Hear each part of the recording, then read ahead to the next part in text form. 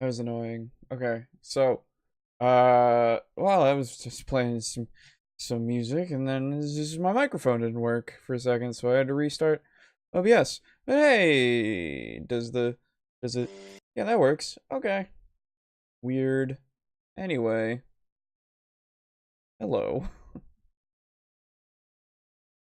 That's really annoying. But hey, here. Hello. Welcome to another I love Phoenix Wright Ace Attorney. Let me just quickly go and delete the or less than 6 minute thing that I just had happen because it's now a nothing. It's now just an entire nothing. So yeah, there it is. Delete. Hey, delete that. Okay.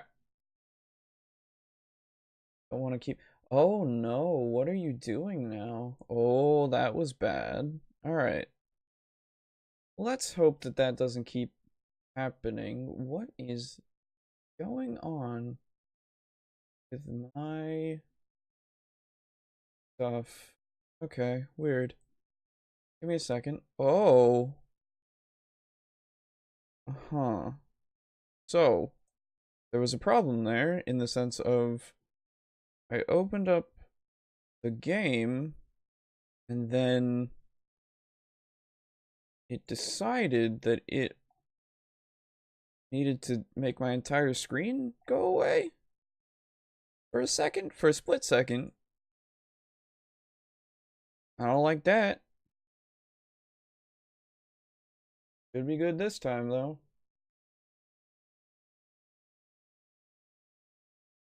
Okay. Hello. Should be good now. Yes. Everything is fine. Hi! Let's continue with Phoenix Wright Ace Attorney. I have no idea why it was like that for like just a second, but it was. Everything was wrong for like a split second. And hopefully it is no longer going to be so wrong. But hey. So if you remember last time we played, I got to this point. We talked to Emma Sky just a little bit. A little bit. She said that her sister is in trouble. Phoenix had flashbacks to Maya and Mia. But now we are hanging out with Emma. Emma Sky. She's cool. She's really cool, actually. I enjoy Emma. Okay. Emma. I read everything that's on. Hang on. Okay. Emma, was it? So you're a scientific investigator? Yes, that's right. Is something wrong? No, it's just... You seem kind of, jumpy. Or maybe just... young? Young? I'll be 16 years old this year. Oh, I see. Wait! Only 16? I'm set to be formally assigned to forensics in 3 more years. My work is becoming quite well known, at my age, no less. So, what exactly is your current position, then? Well, legally speaking, I guess you'd call me an 11th grader. But I'm ready to do my job, at my age, no less. Great. Another future professional in training. Emma's cool. Case. So what's this about a case? You said the trial's tomorrow? My sister didn't do it! She wouldn't stab someone with a knife. She wouldn't. So, it's a murder case. I don't care if there's a witness who saw her do it. She didn't do it. I know she didn't do it. It's a scientific fact. And there's a witness. Just talk to her. You have to talk to her. Right. I suppose I will. I promised her I'd bring Mia Fey, but... That's interesting. How would she know Mia? Mia's dead. So, you want to become, you want to be a scientific investigator when you grow up, then? Excuse me? I'm not a child. I'll have you know. Still, it's a good goal to, it's good to have a goal, albeit a very unusual one. I believe in investigation. I believe investigations should be done scientifically. Don't you? Yeah. Sure can't fault her for a lack of enthusiasm. If this case is handled scientifically, I'm sure my sister's name will be cleared. Your sister? I've been doing research, you know. I'm developing a new scientific method of case investigation. I'll show you when I'm done.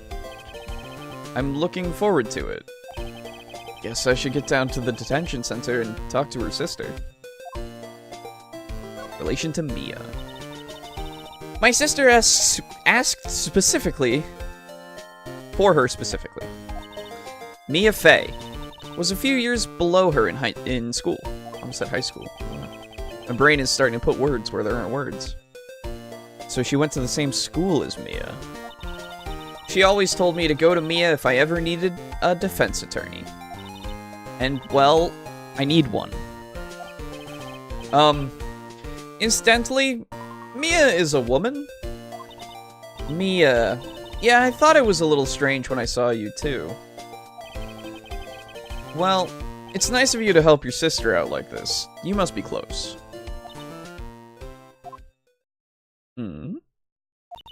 Well, actually, when she gets like she is now, I kind of hate her. Huh? But she's my only family. Family. Your only family? What about your parents? They died in a car accident when I was little. Oh, I'm sorry. Emma! So, with the whole thing with, Maya going away to go become a full-fledged spirit medium, you know, complete her training and stuff, Emma will be our little sidekick. Which, is pretty neat, because I'm pretty sure different things happen because of this. I don't remember. But, hey, detention center. February 22nd, detention center visitor's room. If I had done this a month ago, it would be kind of accurate. Anyway. I wonder what's wrong with Emma. She got quiet all of a sudden as soon as we arrived. Guard, I thought I told you I didn't want visitors. Hey, Gray. Hey, Yankee. How's it going? Sorry, ma'am. It's just your sister. No excuses. Or did you not want to raise this year, Understood, ma'am. Good. What was that all about?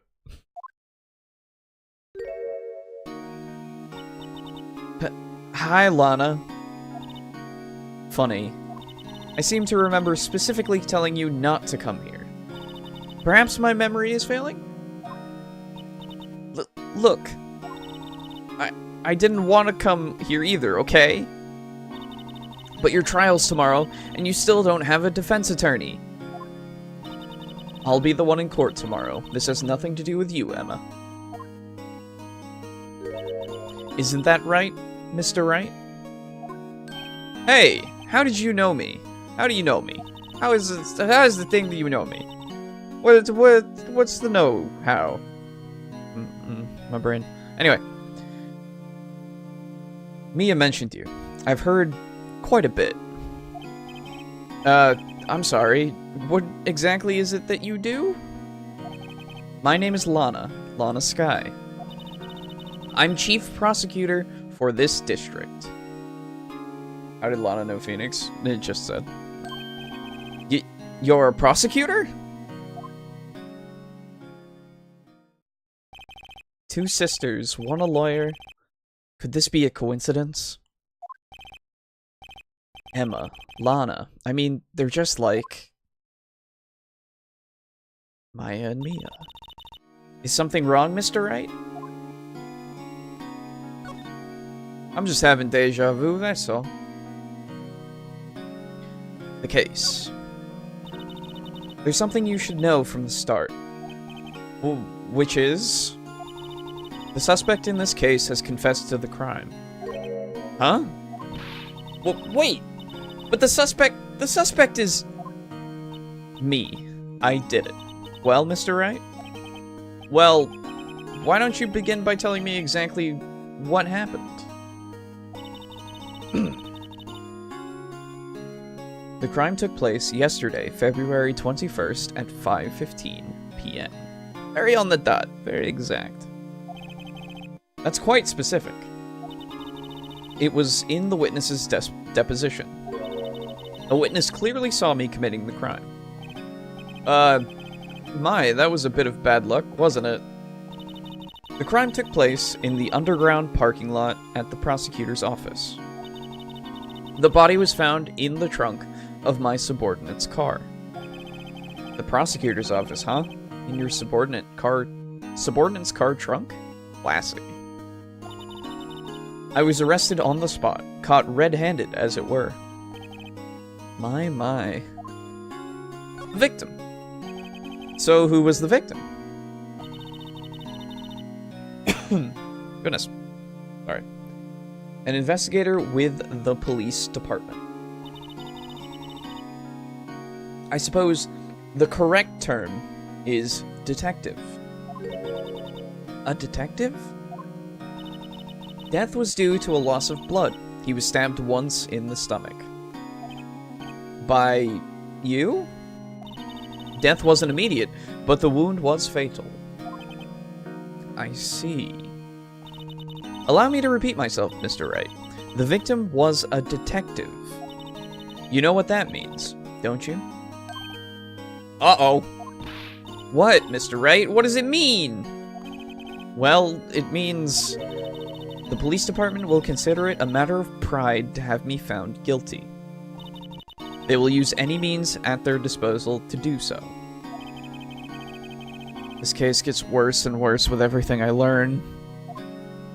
Lana! So you're the chief prosecutor? That is correct. I'm responsible for overseeing every trial handled by prosecutors in this district. I make sure the prosecutors have what they need to do the job and manage every aspect. Those are my responsibilities, in a nutshell. That's an awfully large nutshell. Still, I'm a little surprised. I would think you'd recognize the district's chief prosecutor, Mr. Wright. Huh? In fact, it seems impossible you wouldn't. Lana? What happened to your hand? Oh, this? I cut myself by accident, when I stabbed him, that is. Huh? I'm not very good at being a criminal, I suppose. How am I supposed to defend this? Time to change the subject. Wait, she was in the class ahead of Mia, wasn't she? Relation to Mia. You were in school with Mia, correct? A few years above her? Emma told you that too, didn't she? Well, why not? I did drag him all the way here from his office. Although it seems he has very little in common with Mia. Hey! It was in law school. I was in my 3rd year, and she was auditing the class. She was different than the other students. Different? She was strong. She'd do anything to become a defense attorney. Anything. That was probably why she was attracted to me. Excuse me? Intellectually attracted. Lana was top of her class in school. I was the best there was. Oh. I'm doing pretty good in school too, by the way. Sounds a bit different when Emma says it. Well, Mr. Wright? Excuse me? As you can plainly see, I am admitting my guilt. I think it's safe to say, there's no way you can take this case. None. But Lana! You were always this way, weren't you? You never think of anyone but yourself. I know you didn't do it, Lana. I know! Although Emma as well as Lana both look like sweethearts. Yeah. So how can you say you did? If I lose you, I'll be all alone. I hate you, Lana. Mr. Wright? Yes? I believe our discussion here is ended. The rest, I leave to you. You mean you're requesting my services as your defense? Don't lose any sleep over it. Your client has confessed, after all. The case is over. Right. I'll do what I can to get to the bottom of this. Lana has confessed to the crime, yes. But something doesn't fit. It's that look in Emma's eyes. There's something else going on here. And I'm going to find out what. Yay! I'm sorry, Mr. Wright. I'm actually rather surprised they didn't put the, Wright and Co. law offices, you know, whatever time it is on February 22nd. So, I'm actually rather surprised they didn't do that. Actually, I have a question. What is your question? About what? My sister, she's not always like that, you know. It has to do with Emma, but I don't know how to answer it. Okay. I just never expected to be defending another prosecutor again. She's changed a lot. She used to be so gentle, always smiling. Everybody liked her. I see. Sorry, but I'm having trouble imagining that. What happened to her? Would Emma sneezing cause an earthquake if she was to sneeze? No? I don't know for certain myself. I think maybe she... well, maybe not. Sounds like there's something there that defies a simple scientific explanation. Let's go check out this underground parking at the prosecutor's office, shall we? Okay. Cool. Let's go. To the underground parking lot. February 22nd, prosecutor's office, underground parking lot. So this is the lot where it all happened. Looks like they're still investigating. Funny that my first visit to the prosecutor's office should be like this. So, hey everyone, keep up the good work. Oh. Hey, what are you thinking? Well, they are going to be my coworkers 3 years from now, after all. No harm in saying hello. Actually, there is. You know attorneys aren't supposed to examine crime scenes. I'm trying not to not stand out too much here, you see? Hey there! You expecting to go unnoticed here, partner? Oh, that's right. Partner? I remember you. I had totally forgotten that he was a part of this case. What do we have here? Looks like a Bambina got loose from the ranch and is up to no good. Folks gotta learn to keep them doggies tied down, partner. Mr. Marshall? His fucking name is Marshall. Marshall? Looks more like a sheriff to me. Looky here, Bambina. I know how you feel. But This is my gang's gold strike, see? Strike? This is our claim, our territory, and the gold mine is evidence. If you're fixing to mess with what's ours, you'll regret it, partner. You know what dreams the cacti out in the desert dream? You want to? What's this guy talking about? You head along home now. Happy trails, Bambina. Totally forgot about him. Was that a Ombre, a friend of yours? Kind of, sort of. Yeah, he's a detective. Who thinks he's a sheriff from the Wild West, it seems.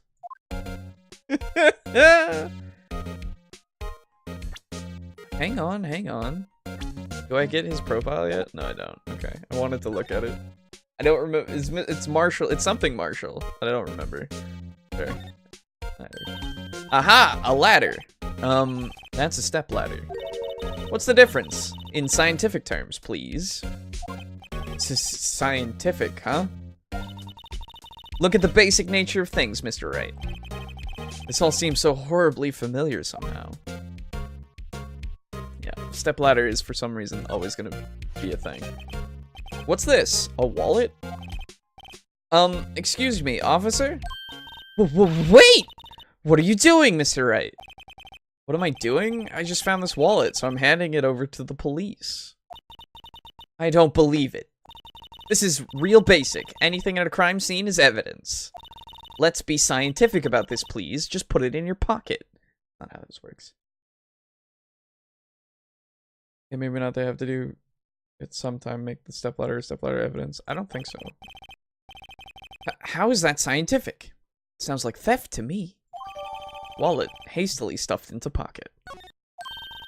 I'm called to duty already, and at my tender age. Here, I'll teach you the trick to examining evidence in detail, okay? By the way her eyes are sparkling, I can tell she's been waiting for this. Okay, now, look at the court record. Did so. Yes, I knew it! This case gives you this new thing. Oh, it's so cool. Okay. You have to be sure to examine evidence carefully on all sides.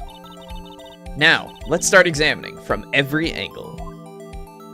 So, this case introduces the 3D manipulation of objects, which is so cool. I love this. It's so neat. No other case does this. I wish they all did this. But anyway. Oh look! I think there might be a clue there. You should check it out. Press the examine button. Okay. This is an ID card. Detective Bruce Goodman. ID number 5842189. See? Well, isn't scientific investigation useful? I guess. Though I don't see what science has to do with it. Goodman's ID added to the court record. Let's be sure to examine every piece of evidence we find. I guess I've got to be on my toes from now on. Yeah! So you can now check everything, even your attorney badge. So this is what the back of the badge looks like. And I always thought it had a safety pin.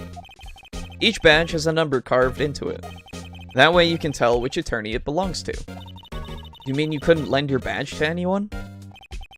No, I'd be found out right away. Well, that's no fun.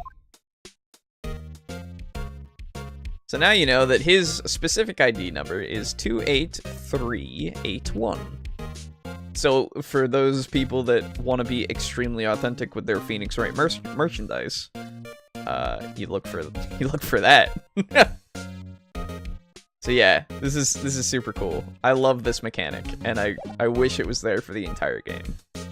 But I'm pretty sure it makes a reappearance in the next game. I'm not entirely sure though. A name and ID number are written here. Detective Bruce Goodman, ID number 5842189. I wonder why they only use numbers for IDs. What else would they use? Letters, silly. They're the reason we have a written language in the first place. True. Detective Bruce Goodman. ID... Yabba Dab. See? Wouldn't that be better? Yabba Dab? Well, it does have a certain ring to it. Exactly my point. Tee-hee. It doesn't take much to amuse her. Nothing on the back. So yeah, you gotta do this with, like, most every piece of evidence now, which is super cool. I love that. I gotta say, again, I love it. Anyway, examining things. Look, a door! This must mean something! I'm not sure that doors mean anything. No, it won't open! A mysterious lock! I fail to see what's mysterious about it. Mr. Wright, you need to learn to enjoy life more. Let's finish our investigation first, shall we?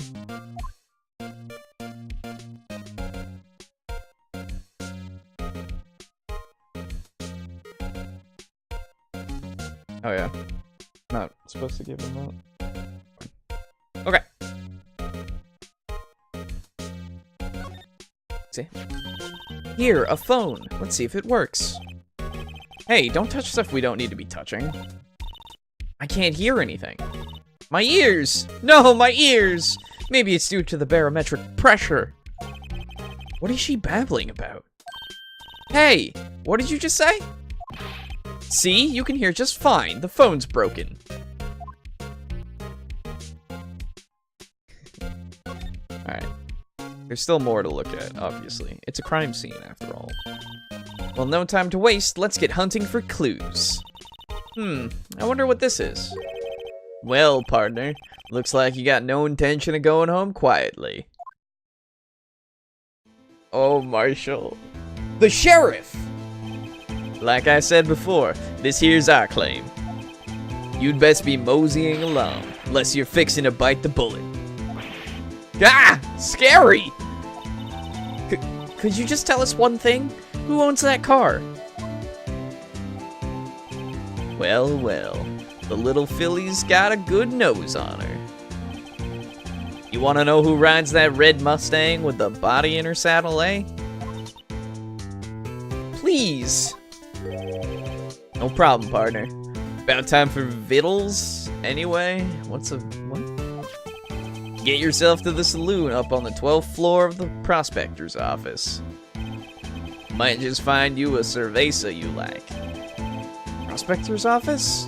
Where does this guy think he is? And when, for that matter?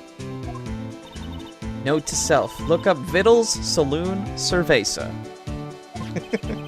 Maybe we should check out room 1202, the High Prosecutor's office. In any case, stay away from the car. You can look around here all you like, just keep your paws off our claim. Right. Great. Great! Maybe there are some clues around here. Mr. Wright, let's check it out! This just introduces people so well. I love it. Excuse me? Where were you two all set? Us? Oh my god, that's right, you too! What's this? She couldn't be. You're selling lunches? Here? This is a crime scene. Hello, half and half, was it? Oh, thanks. And you, sir? Yes? Some crunchy goodness coming at you. Thanks. Interesting way of doing business. This area is off limits to anyone without clearance, especially passersby. Or are you officers? No, but you don't exactly look like the type to have clearance. Well, that's hardly a way to greet someone. Even if my days as the cough-up queen are over. Cough-up? Huh? You know, I'm feeling kind of full. Maybe I'll pass on lunch. I'm quite connected to this case, you see. The images are burned into my eyes, you might say. Yes, all the sordid secrets. Secrets? Dear me, you are a slow one, aren't you? I'm referring to the murder, the stabbing of that detective. What?!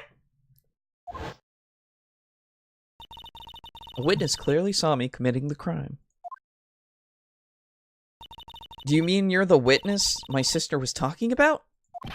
Please, cough up, Queen. Tell us what happened. The name is Angel Star. Don't you go forgetting it. Or before you know it, I'll have you whimpering at my heels. Yes, ma'am. Yipes, she means it. Oh, every character is just good. This is so good. Okay, let's talk to Angel. The case. Somehow I knew. Yesterday was a day of destiny. I knew something was going to happen. Just like I know that the daily special on Friday every week is salmon. Destiny? Was yesterday special for some reason? You're a defense attorney, right? You should know then. You should know the foul misdeeds of the evil ones who haunt this den of iniquity. Evil ones? Prosecutors. They have no qualms at all about blackening the names of innocents. And yesterday, they paid homage to the most evil one of all. They gave an award for King of Prosecutors. What a farce.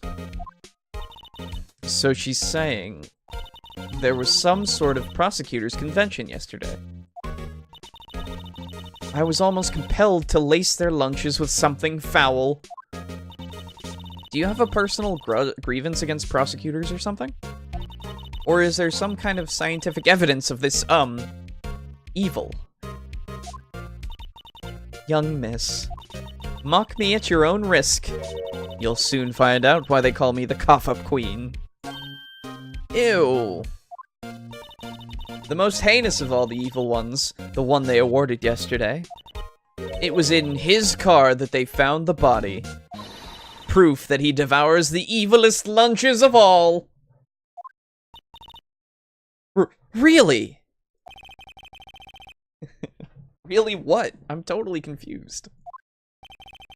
One thing's clear. This lunch lady has a thing against prosecutors. What you witnessed.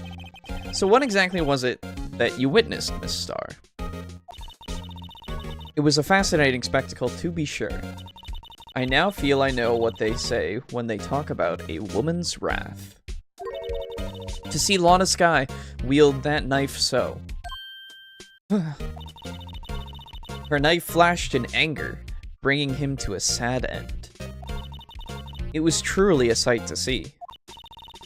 You mean you saw the very moment of the crime?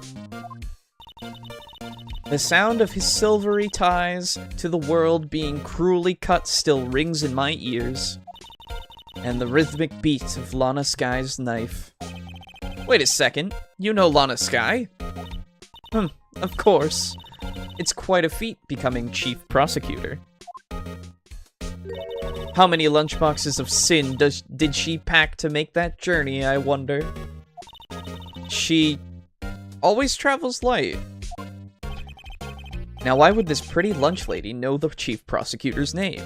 It seems that everyone except Phoenix knows the name of Lana Skye.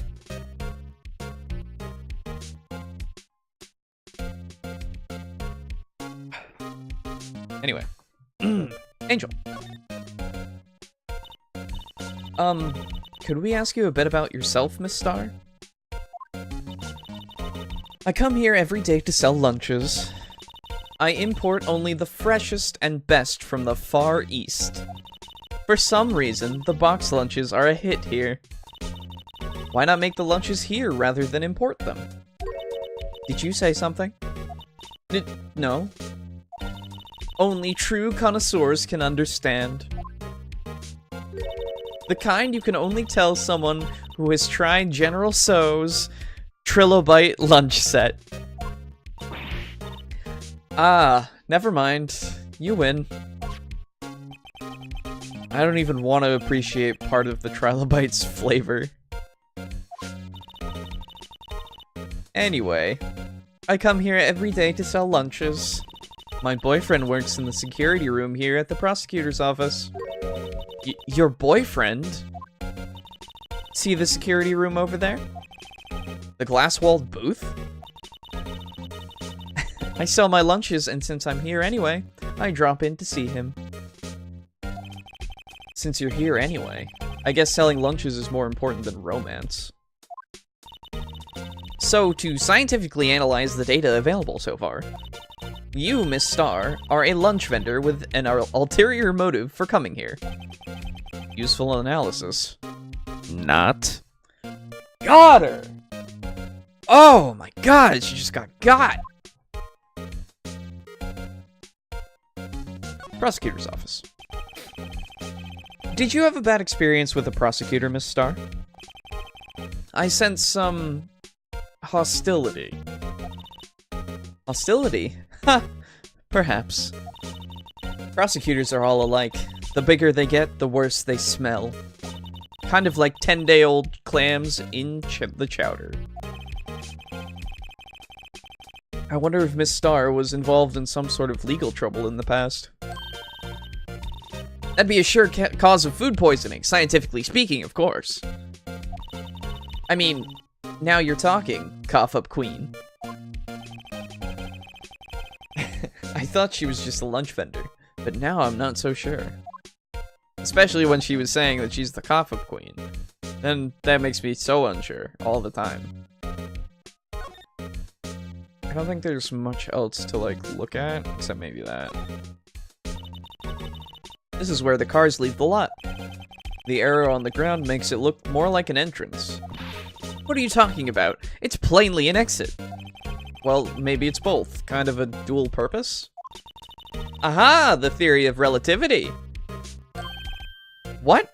I've gotta write this down. Hey, Mr. Wright. Maybe you know... Was Mr. Relativity German, or was he British? Mr. Relativity? Are you sure that was his name? Okay. Did I get anything other than... I did get that. Might as well. Hey, Goodman's ID. About this card. Lunchland vendors only accept cash, no cards. Especially not a card belonging to someone else. No, this isn't a credit card. It's an ID card. It belongs to a detective. And you're showing this to me, the lunch lady, why? That's like showing a fine honeyed ham to a detective. Why do I always feel like I'm being mocked? Because you are, Phoenix. You're always being mocked. It's true. Alright. Hi, prosecutor's office.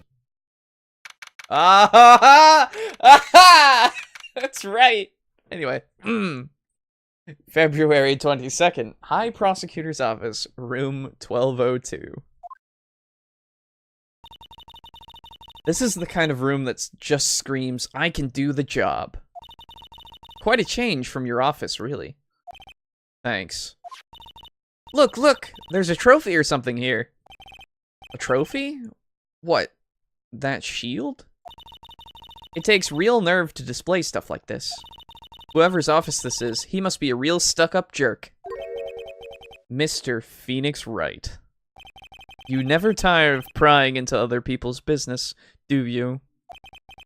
That voice! I can't do a different one. Long time no see, Edgeworth. Huh?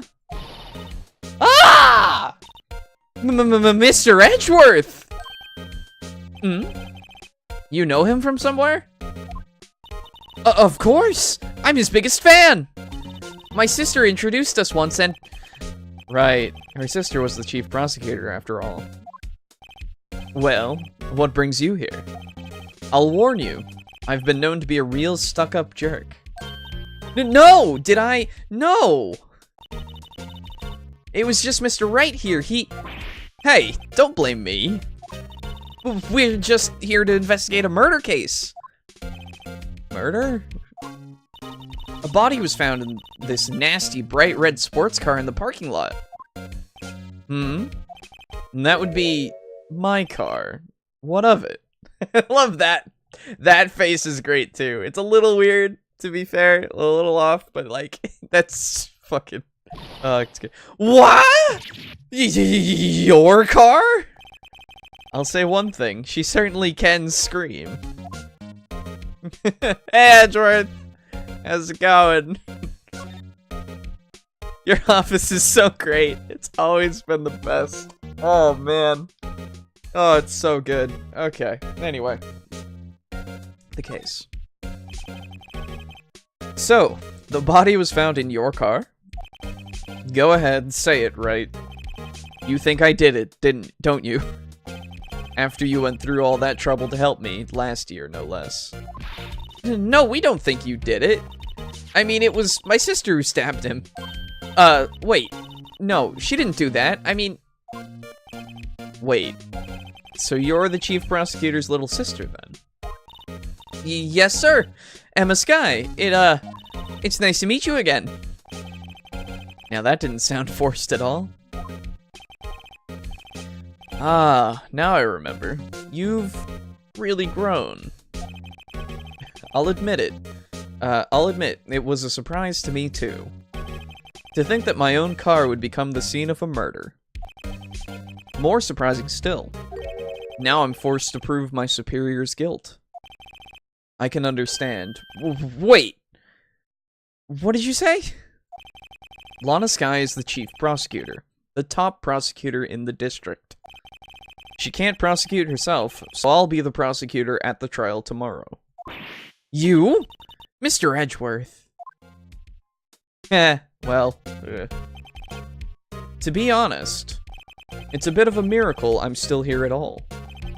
What do you mean? Rumors. You've heard the rumors about me, haven't you? Miles Edgeworth. Ooh. It's hard to remember a time when there weren't rumors about this guy. Forging evidence, arranging false testimony, illegal searches, you name it. Thanks to you, my innocence was established in the trial at the end of last year. However, there are some who say I'm the one responsible for the current incident. What? That's crazy! Some people need very little excuse to think ill of others. It's a fact of life, impossible to stop. But some of them even go so far as to present me with toys like this. They think it's funny. Toys? That bronze shield? There's gotta be a story behind that one. We'll look at it in a second. Lana Skye. Chief Prosecutor Skye? Yes. We first worked together on a case 2 years ago. It was my first big case. That's right, I remember. 2 years ago. I wasn't even a lawyer yet. Since then, I always felt that she was looking out for me. It appears I was mistaken. Mistaken? Why? I mean, I know she's not the warmest person, but I'm sure she felt some responsibility for you. Then why? Why did she stab someone in the trunk of my car? Not only that, she stabbed him with my knife. What? Mr. Edgeworth, your knife was the murder weapon? To be specific, it was the knife kept in my toolbox in the trunk of my car. It's a good place to keep it, I guess. Edgeworth's knife added to the court record. Sweet. Edgeworth? What? Are you sure you didn't do it? Come on, can't he take a joke? You have a strange sense of humor, Mr. Wright. It's fine. Alright, look at the shield. I've been wondering, what the heck is this? It has a big K on it. Prosecutors. Huh? What's that? It's the King of Prosecutors trophy. King of Prosecutors? It's a great honor. They send that shield to the best prosecutor each year. What? So? So that K, that's... Did I put that... Did I say that wrong? Did I say the wrong person? K stands for king? Yeah, you got a problem with that? I didn't design the thing. King of Prosecutors. Kind of like Employee of the Month, but only better. King of Prosecutors trophy added to the court record. Amazing. He's so ashamed of it. It's great. Hey, do you know Goodman? Say, Edgeworth, I was wondering about this. Mr. Wright? Huh? What? Are you sure you should be showing that to Mr. Edgeworth? Oh, he'll take it for sure, won't he? I wish I could be on the same side as Mr. Edgeworth. But then my sister would be found guilty. If she sighs any deeper, I'm going to start getting depressed. Let's talk about your knife. It's against my policy to discuss evidence with the defense. Especially with you. He doesn't like you much, does he, Mr. Wright?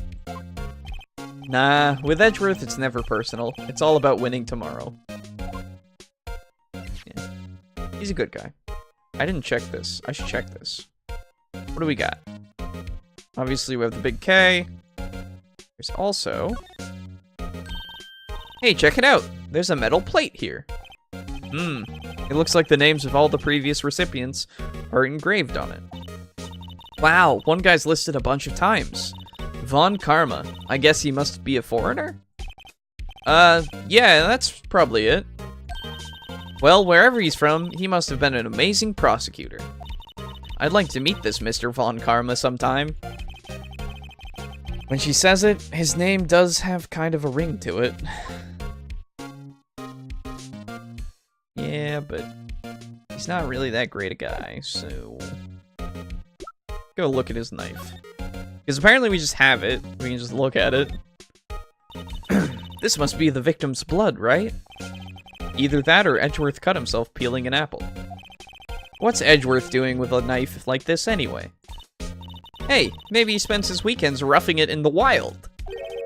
Edgeworth? In the wild? I think my fruit peeling theory is more likely. Are you kidding? I always pictured him as an outdoorsman. Now there's a scary thought. So yeah, there's really not too much else to look at with the knife. No prints on it. Okay. Good to know. I think his office will like a once over. Wow, this jacket is even lacier than his usual ones. This must be his lucky trial jacket. Lucky jacket, right. I've never seen him wear it. I'm sure there's a story behind why it's in a frame. Maybe I'll be naughty and take a picture. She's getting way too excited about this.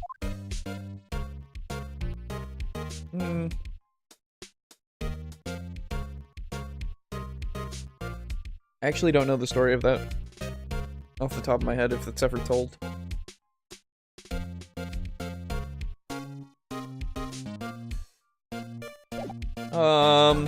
Anything else you have to say about the shield? So in other words, you were the best of the best this year, huh? You can take that foolish grin elsewhere, right? I lost a day of work to receive that travesty. Huh? Why's that? I had to go to the police department ceremony to receive that broken shield. The police department? Yes. Right next to the police station downtown. You've been there, correct? Where Detective Gumshoe works? Yeah. Yo! What's up, Alex? How's it going? I was wondering something about your shield. Why is it broken? Why? What does it matter? I've got more important things to worry about. Oh, right. He doesn't seem too concerned about his award for better or worse. Yesterday was a very busy day for the prosecutor's office. Maybe we should ask him more about yesterday? Okay, good. Now we have another option. Yay! Zephyr Prime confirmed. Kill me. Could you tell me more about yesterday, the day of the murder? Yesterday was the annual cleaning day at the prosecutor's office. Cleaning day? With Tiburon Prime and Cronin Prime? I think the Tiburon was terrible. Cronin, I don't remember. Anyway. Working with the police department, we sort and file all evidence for solved cases. We call it evidence transferal. Wiping your hands of old cases, in other words. Oh, and another thing. A ceremony was held at the police department. What? There's an annual review and awards for outstanding police officers and prosecutors. And that's when you got the shield? I was at the police department yesterday afternoon, and I got back here at 5:12. That's very precise. People like myself and Mr. Edgeworth pride ourselves on precision, Mr. Wright. No, I place little faith in my memory. The only thing I trust is solid evidence. Edgeworth's parking stub added to the court record. This is the parking stub from the underground lot. The murder took place around 5:15. So the murder happened right after you got back. What, right? I'd appreciate it if you direct that suspicious glare elsewhere. Oh, yeah! Excuse me, but is Mr. Edgeworth, anywhere on the premises? It's here! Ow! I just hit myself in the face with my microphone. I forgot that fucking Mike Meekins is here. Everyone's good. Cronin is pretty okay. I'll have to go look at that later. Sorry. Okay. I'm Edgeworth. What is it? I'm here, sir, at the request of the chief, sir. I've got your report, sir. Report? What? Did you find new evidence in the case against Chief Prosecutor Sky? I don't like the way this conversation is going at all. Sky, sir? No, sir! No name of that kind, sir! Not in this report, sir!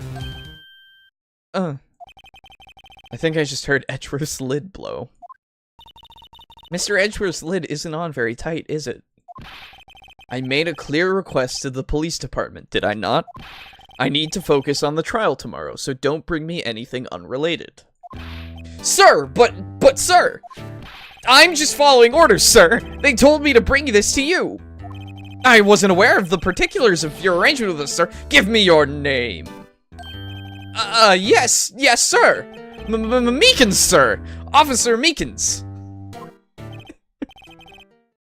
Right. Officer Meekins, take your report and leave.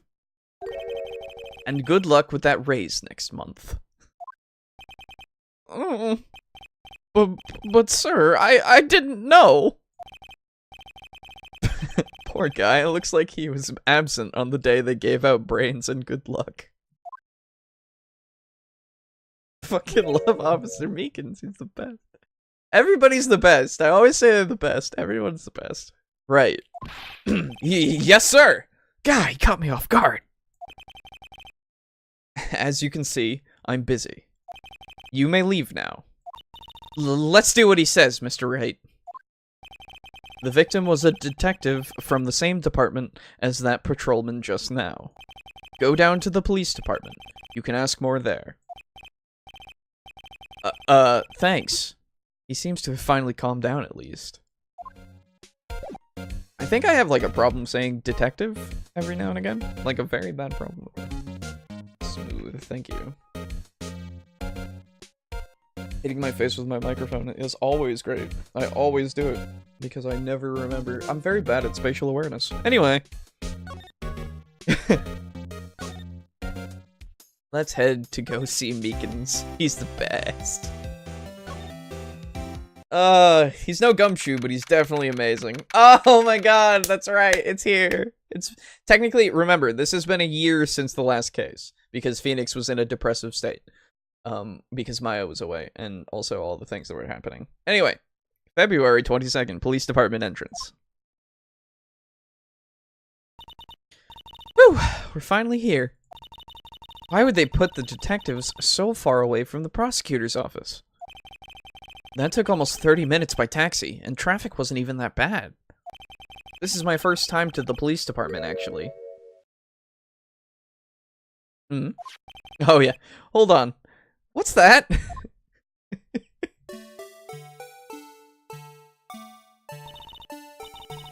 Disturbing. Why does it undulate like that? Oh wait, I know. This is the Blue Badger. They're trying to make him the police mascot. Wow, Mr. Wright, you know a lot about the police department. Still, he does seem familiar somehow. Forget the Blue Badger.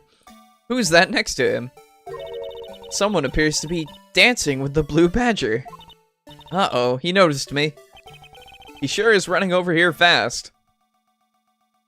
Oh, hey. Hey, pal! Well, what are you doing here? That's my line, Detective Gumshoe. Oh, my game is like fucking dying. Specifically, why were you dancing over there? What? Well. Well, at least he doesn't seem to be busy. This is our chance to get information. Hey, I'll have you know I'm a very busy man, pal. And theme of Gumshoe plays. I need to look at him again. I was wondering about that. What, the dancing Blue Badger? Oh, it's my masterpiece. You made this, Detective Gumshoe? The chief threw together some designs and I just did my thing, pal. Nice work. It's battery powered, so it can go anywhere. There's no switch, so it just dances until the batteries die. Poor Blue Badger, fated to dance until he drops. Blue Badger added to the court record. Shit, we're gonna take a save. I don't usually save outside of the cases, outside of the court. But for some reason today, things are starting to be a little annoyingly fucked up. Anyway. We needed the Blue Badger. You always need the Blue Badger. Look at him. Isn't he great? A work of art designed by the head detective and created by Detective Gumshoe. Oh man, this case is so silly. We never looked at the parking stub, by the way, I'm sorry. Miles Edgeworth, 1712. This is dated the day of the crime. The murder took place 3 minutes after Edgeworth parked his car. If only he was held up at a couple extra red lights. He wouldn't have been caught up in this whole affair. Perhaps. It just goes to show you never know what'll happen when you run a yellow light. It doesn't actually tell us that much, but okay.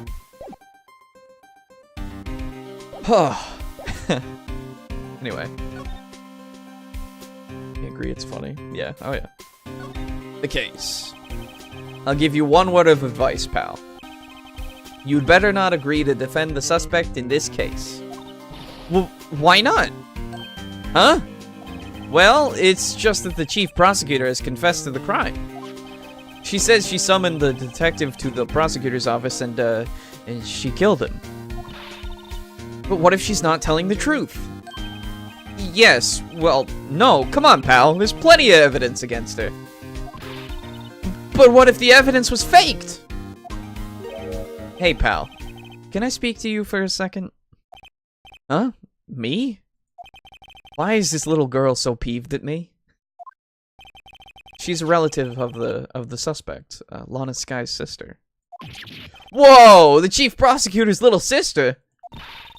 Just please investigate this case carefully, okay? Scientifically. Yes, sir! Oh, by the way, you might want to keep your voices down. You don't want to be overheard using words like faked. Huh? It's a sensitive issue with us these days. It's great. Great, thank you. Investigation. So, what are you doing here, Detective Gumshoe? Me? Oh, well, nothing really. They kicked me out of criminal affairs. Detective Gumshoe? What did you do this time? What do you mean this time? Then what happened? I know things are busy right now. I mean, with my sister's case and all. It's true, we've never had a chief prosecutor murder anybody before. Or anyone. For that matter. Only the highest ranked people are being let into criminal affairs now. The lowest ranking guy in there is our chief of detectives. They're not letting any of us rank and file detectives in at all. None of you? I know this is an important trial, but isn't that a little odd? So anyway, I thought I'd spend the day getting the Badger dance down pat. Isn't there anything else you could be doing? The chief of police himself is directing this investigation, pal. And Officer Marshall was assigned to the underground parking lot. Officer Marshall. Now that I think about it, Emma did seem to know that Marshall guy. A patrolman in charge of a crime scene. It's unheard of, pal! Oh, he's a patrolman. Okay. I still don't have him in my thing. I want to know his first name. I don't remember what his first name is. Anyway, let's talk about this blue badger. As a detective, I have to keep my mouth shut on that one. I know better than to go blabbing on about things I don't know about. No, I wouldn't want you to do that either. Good. Alright. That's useless, I guess. He doesn't have any information about that. We'll go down the line. Detective Gumshoe, what can you tell me about this? Huh? Hey, pal, this is a detective's ID card. You can't just keep that, you have to turn it into the police. It's people like you that get me into so much trouble all the time. Meaning, Detective Gumshoe must drop his card a lot. Let's see. Bruce Goodman. Goodman. Sounds familiar. Nah, my mistake. But don't you work together with him in criminal affairs? Whoa! Now I remember!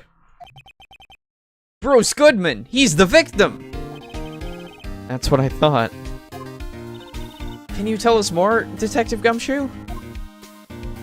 We'll get into that in a second. Found in Mr. Edgeworth's car, stabbed with Mr. Edgeworth's knife, huh?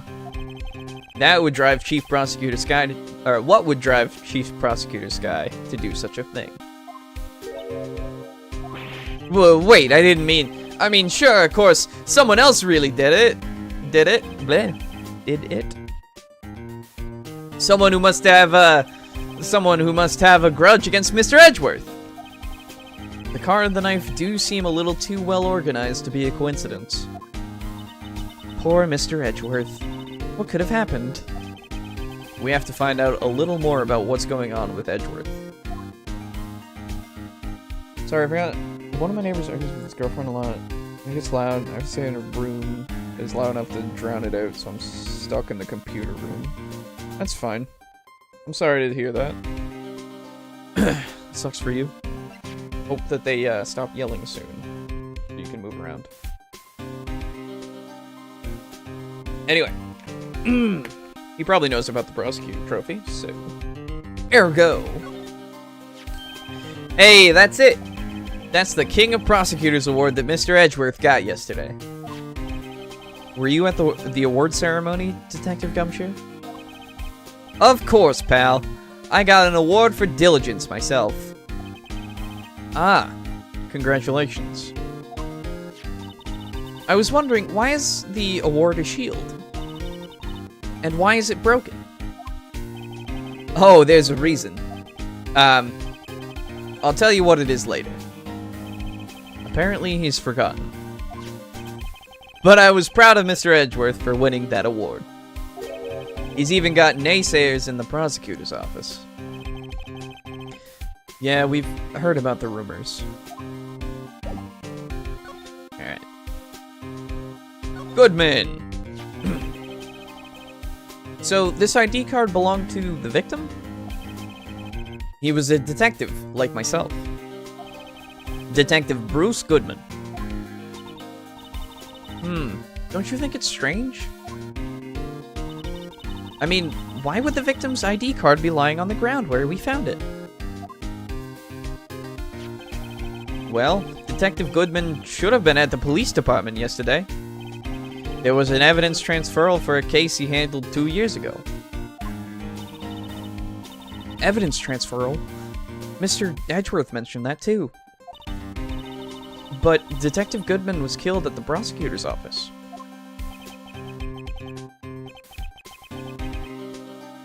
Had a burp. Okay. Well, that's the thing. It's hard to say this, but word is that Chief Prosecutor Sky called him out there to the parking lot. And Lana's confessing as much. Rumors at law! He's in a tough spot. Again. Again? You mean that case? That I just... well, a year ago?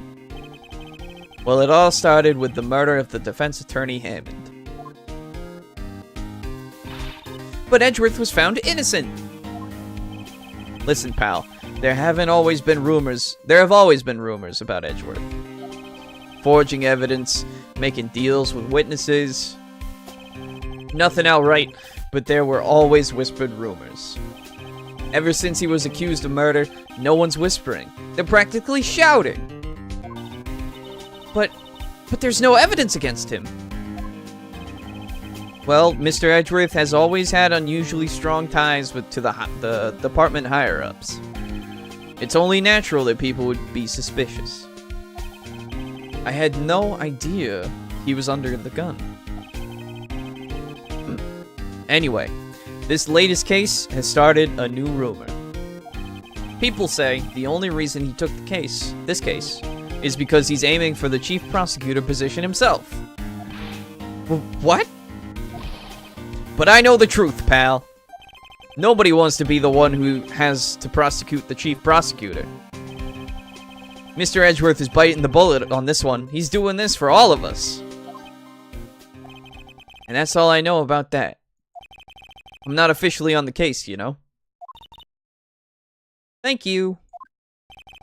Why aren't you handling the case, Detective Gumshoe? We met the guy who is. What was his name? The guy in the parking lot? That'd be Officer Marshall. He was appointed directly by the Chief of Police. Officer Marshall. Is he some kind of Wild West sheriff or something?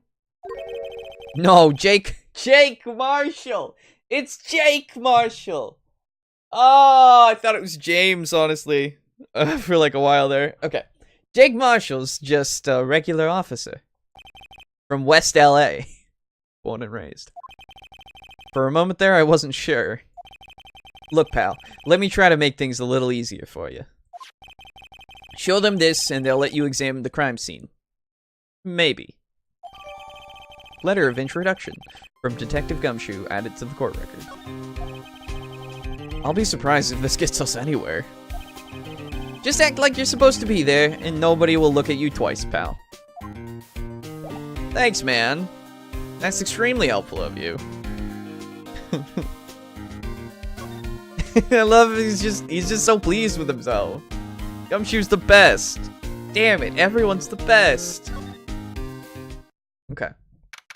February 22nd. Prosecutor's Office Underground Parking Lot. Looks like the investigation is still going. I have to be getting back to the shop. I don't know who's saying this. Sorry, looks like I'll be stuck in this pit till the sun sleeps. Oh, no, that's Marshall. That's definitely Marshall. Whoops. No, it's not. I'll see you in my dreams tonight then, baby. What? Who's... Oh! Gotcha. That was Angel talking to her boyfriend. Oh, still here? Ah, hello. Why the surprised looks? Didn't I mention? I've got a boyfriend in criminal affairs, too. What happened to the security guard? Yeah, she's a bit of a... Hey, what's wrong, Bambina? You're looking like a doggy that's lost its herd. I don't remember what I did for you. Jake Marshall. Strange guy to put in charge of a crime scene. I love his music, though. It's so good. Is he now? Yeah, he's here now. A patrolman investigating the incident at the prosecutor's office. Thinks he's a cowboy. Uh-huh. That's true. He does think that. Apparently. All my voices are the same. I'm sorry. Not good at range. And also, my throat. Before we give this, we may as well check it out. What's that? Hey, look here. It looks like something's been erased. Maybe it was a letter or something to Detective Gumshoe. Let's see. Annual bonus, $20. I think a couple zeros are missing. No, that sounds about right. At least in that detective's case. Maybe I should rethink my career as an investigator. Oh, Gumshoe. You never have... They never give you any money, even though you're the best detective of all time. Alright, here you go. Would you mind reading this for me? What's this? I warn you, fan letters to me go right in the spittoon.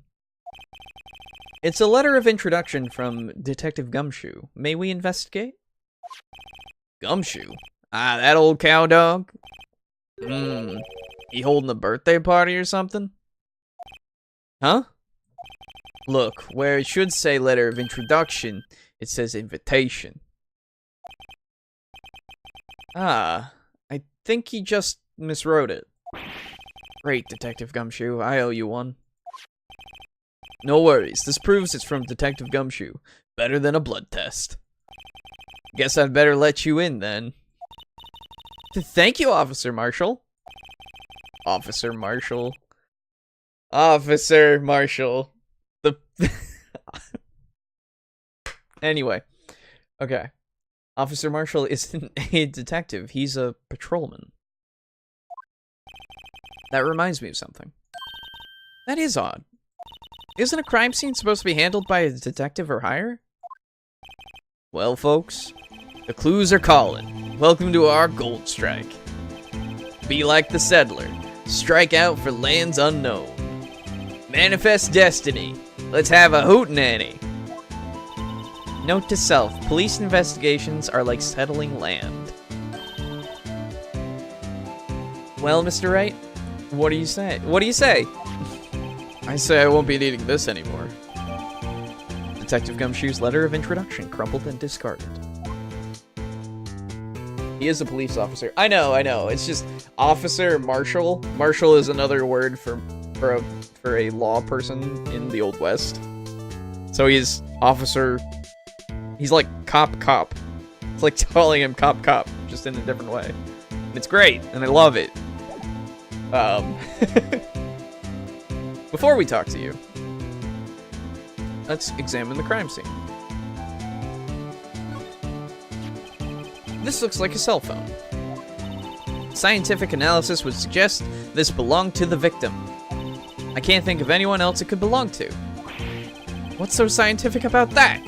Should we check it out? Absolutely. Right, let's check it out. Oh, it auto makes you do it. Okay. Yeah, thanks. Look at this lovely strap. Man, what a boring strap. I mean, boring.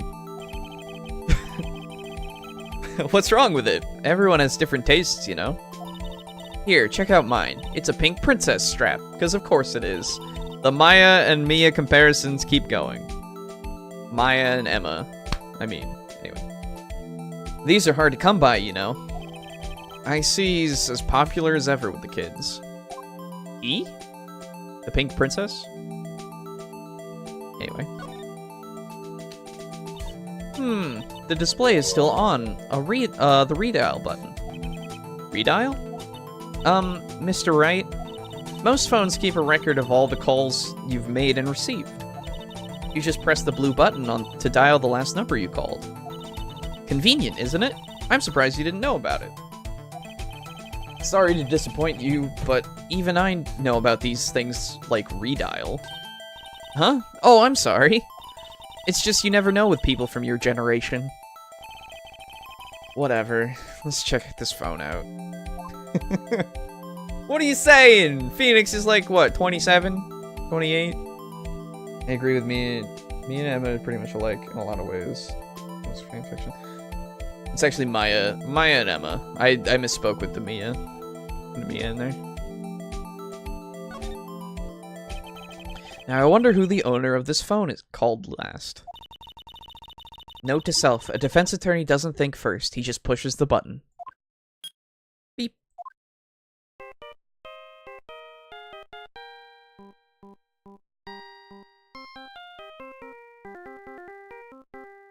I love that. That is the Steel Samurai theme, if you remember. Just like a little ringtone, which is great. Hey, that song! I know that! Hey, what's going on over here? Over there. Beep. Ah, oh, sorry. I see you, partner. You pressed redial on that there phone, didn't you? Well, yeah. Whose phone is this, anyway? It was on the ground over there. Whose is it? That belongs to Chief Prosecutor Sky. What? It's my sister's? She apparently dropped it when she was taken into custody right after the crime. Look, the last call was made right when the murder occurred. Looks like she was fixing to call someone. Except she only spoke for a few seconds, according to this. Who did she call? No idea. Sorry, partner. Now I got a question for you, partner. I heard a phone ring just now. One of those newfangled ringtones. Oh, that. Oh, I'm sorry, that was my phone. What? Your phone? Yeah, it's kind of strange, but someone called me right as we picked up the other phone. A wrong number.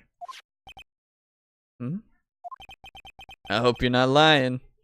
They shoot you for that in Texas, partner. Uh-oh. I've incited the wrath of the Lone Star Patrolman. Cell phone added to the court record. Yeah! So Phoenix does have a phone. His is like a weird one. But you know, just a coincidence, right?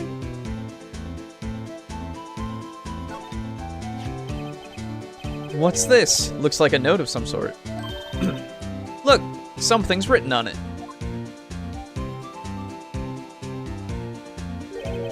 You're right. Let's see. 6-7S 12-2? There's a name printed on the paper above that. Goodman. Maybe it fell out of his pocket when he was killed. Well, so?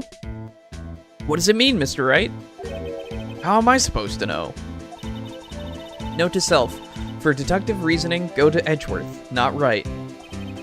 I'm sure Edgeworth wouldn't know what this means either. Goodness note added to the court record. Okay. So we have a bunch more evidence. Check this. I think I remember what that's all about. Let's talk to Marshall, because we can now. The victim. Officer Marshall, could you tell us more about the victim? Good men always die young. Remember that, partner. Could you be a little more specific? Bruce Goodman. He was a detective, right? Well, well, aren't you a feisty doggy there now? I feel like you're saying these things wrong. Detective Goodman was stabbed here at 5:15. The smiling Madonna told me the tale. I think he means the witness, Miss Angel Star. One stab to the chest, a fine piece of work. This here's the autopsy report. Autopsy report added to the court record. Thank you. Was my sister involved with the victim in any way? Funny you should mention that, Bambina. Chief Prospector Sky and Detective Goodman had nothing in common at all. Nothing in common? They apparently worked together on a case a few years back. So there's no motive?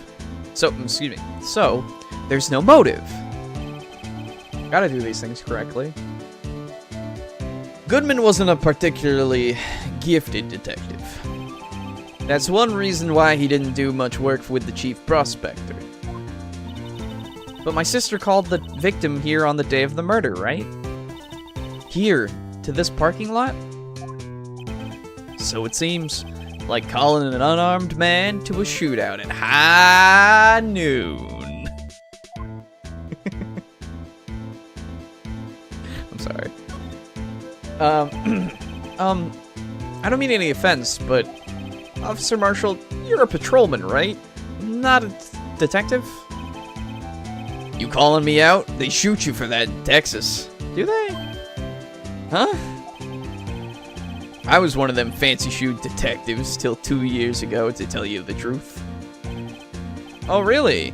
Now he tells me. But you're a patrolman now. So, how can you be in charge of a crime scene? Nothing gets by you, does it, Bambina? So why are you in charge here? Or in charge? No reason. We're just short on hands right now. I'm keeping an eye out in the meantime. That's odd, though. Detective Gumshoe was saying he had nothing to do. Nothing important, at least. He's nothing but a sad old cow dog that can't find his tail. Ouch. Maybe it's because he runs with that Edgeworth, eh? Edgeworth? That cow dog's been kicked out of this cattle run by order of the chief of police. Just, he don't realize it yet. Detective Gumshoe kicked out of the investigation? So there's no connection between Detective Goodman and my sister. That's correct, but there's a gold mine of evidence against her. And the prospector tomorrow is none other than Edgeworth himself. I'm afraid your sister's fate is decided, Bambina. Many condolences. Officer Marshall! Yeah, Bambina? How can you say that? You and my sister, you were... Is there something between this cop and her sister that I don't know about? I apologize, Bambina. Something must have gotten to me. Maybe it's all that dry wind that's blowing through the prospector's office. Dry wind or ill will? Someone's up to something here, but who? The office atmosphere. Let's just talk about the general... This feels a little... the humidity is down. Yeah.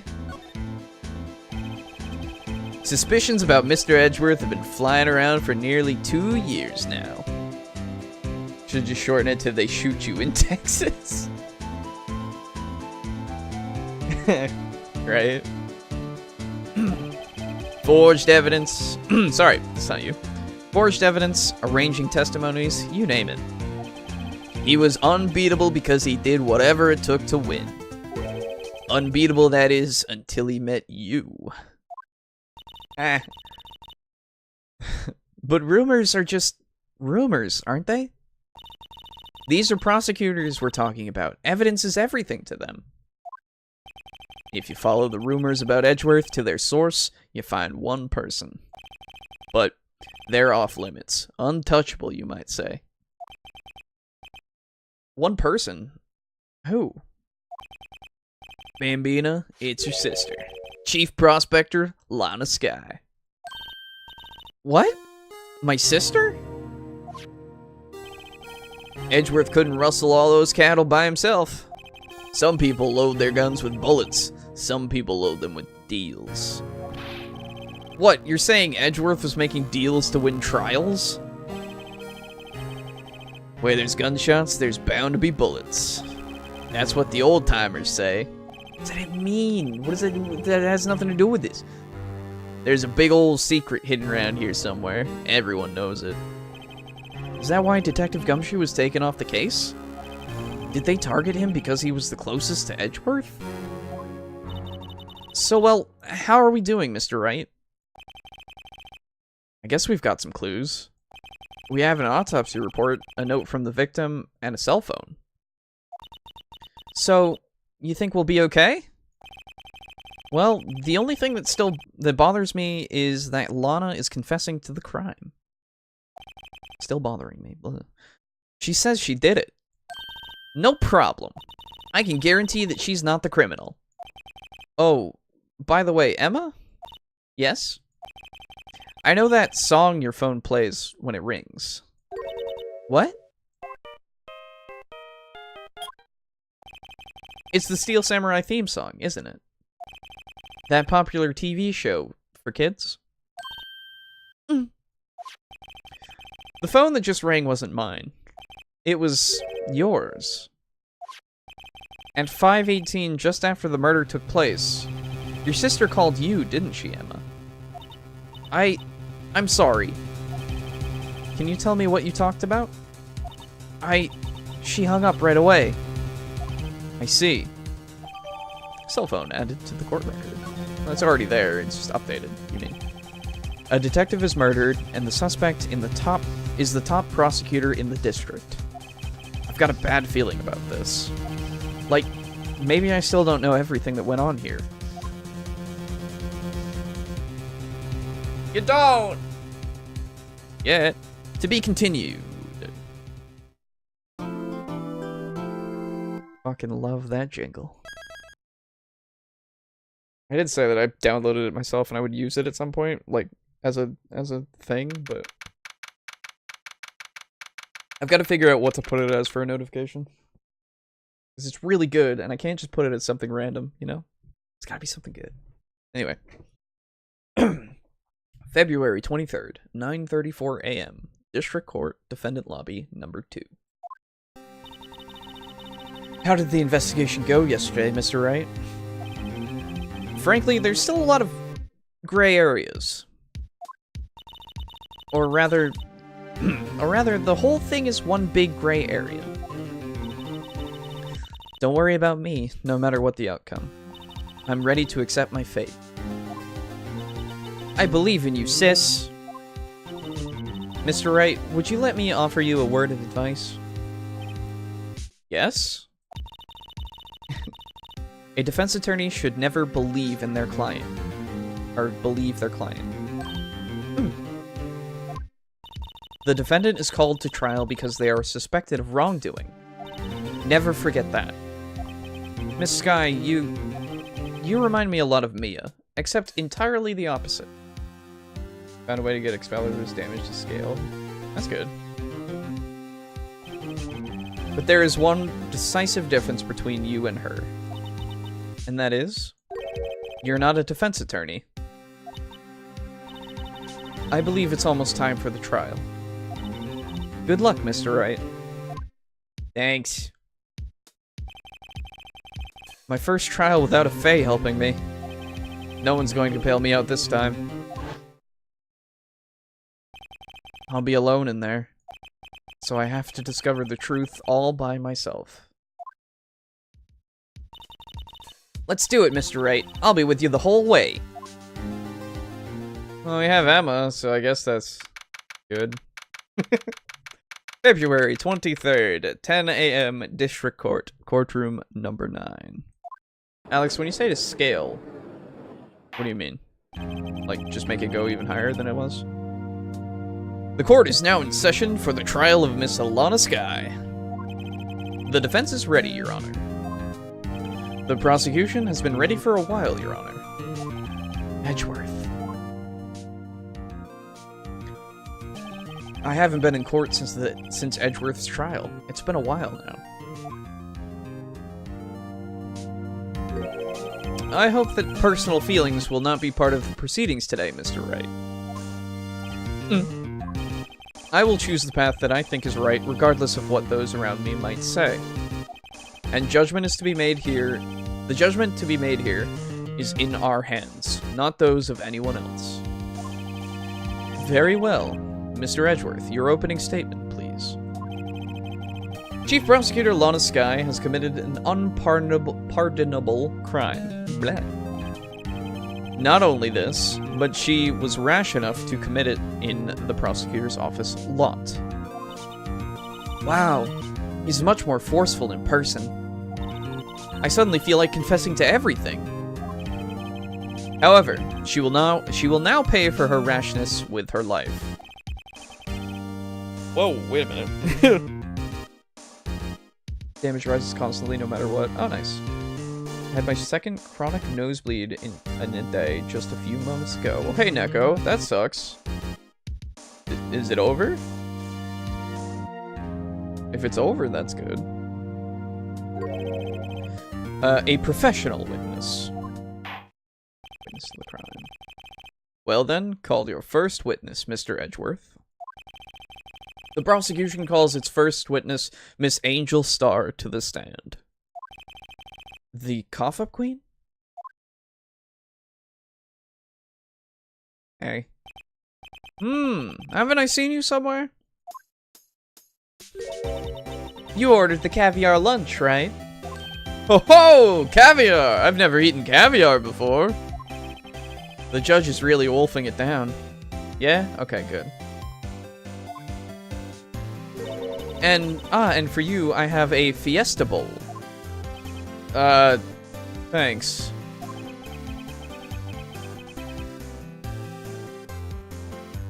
Look like a murder scene. I got you. Will the witness state her name and profession? And you, sir? Did you order the fingerprint lunchbox? It is too early for lunch. Your name and profession, please. Well, Your Honor, how does it taste? So this is why everyone raves about caviar. It's so tasty it hurts! I always thought caviar would taste like pickled tapioca. What the heck does pickled tapioca taste like? Name. Profession. Now. Me? The name is Angel Star. Don't you go forgetting it. Don't go forgetting it. But I find myself running Lunchland these days. Is that what you wanted me to say, Mr. Edgeworth? Very well, witness. Please describe the incident to us. The prosecution will wait. I'm not finished eating. Hurry it up.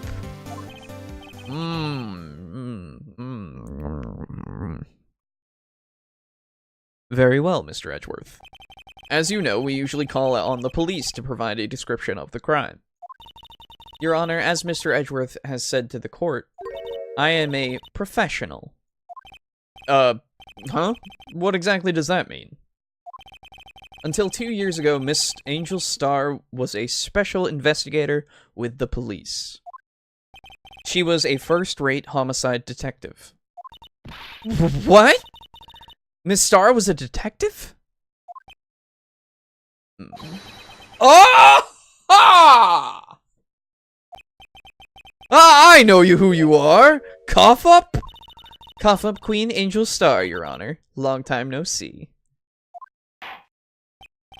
Very well! You may continue with the description, Miss Star. Just who is this lady? If I might have the court's attention over here.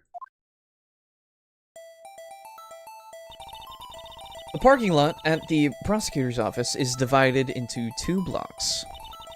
A block is for the prosecutor's office personnel. B block is for visitors and clients. A chain divider separates the 2 blocks. I suppose that's to keep visitors from taking up prosecutors' spaces, yes? The crime took place by a car in the back of A block, in the car's trunk. The killer stabbed the victim with a knife and went to drive the body out. Unfortunately for her, there was a witness, and an arrest was made on the spot. And who was this valiant witness? Why, it was me, Your Honor. Floor plans added to the court record. Thank you. Witness, did you see the very moment of the crime?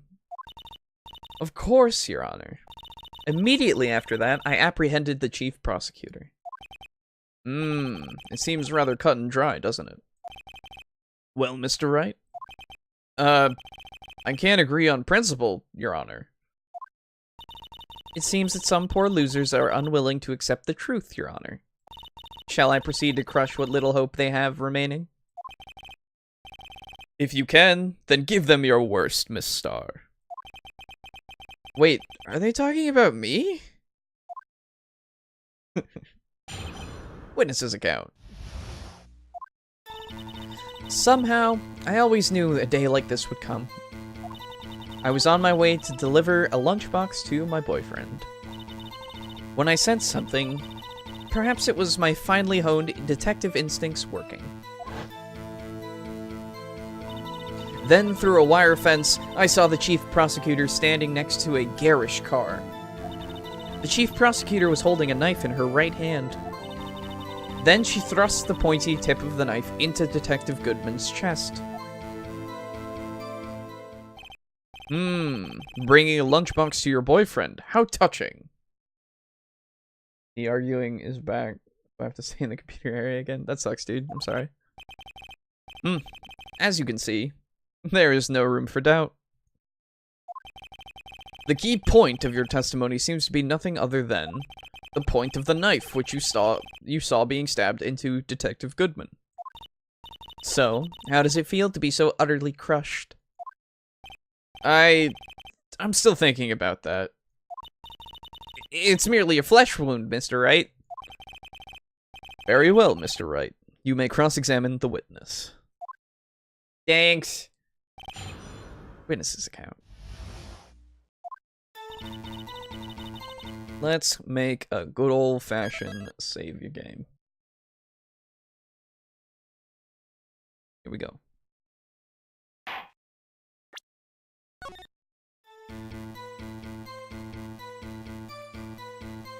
Okay. So, as we do, we will press everything. How did you know?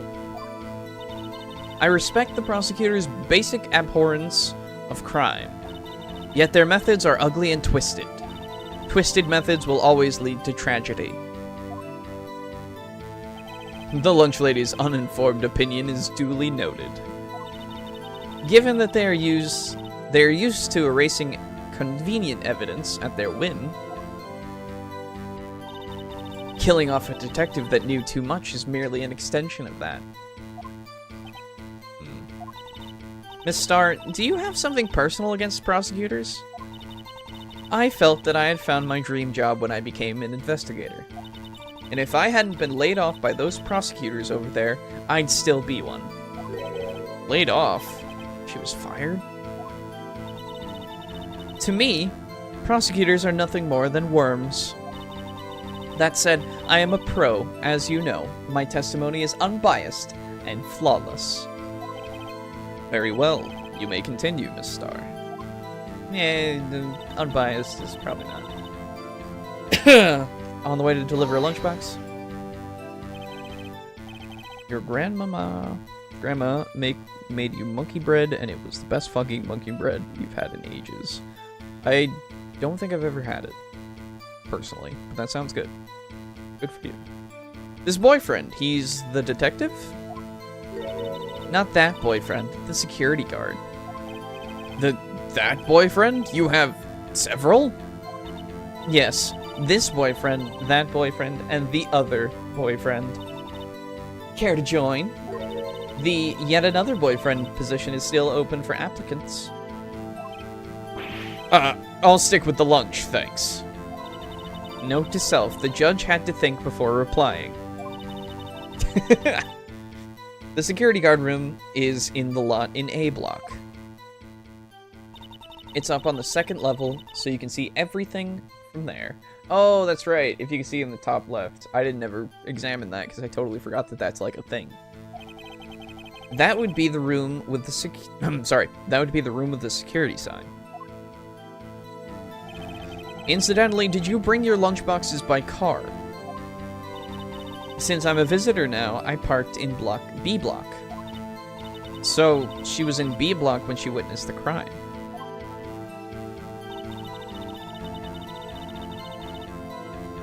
Me listing off my favorite characters. When I sensed something, perhaps it was my instincts. You sensed something? So you're saying you had a premonition of the murder? It felt like... How would you say? Ah, hey, sup? How's it going, defangled Devilon? How you doing?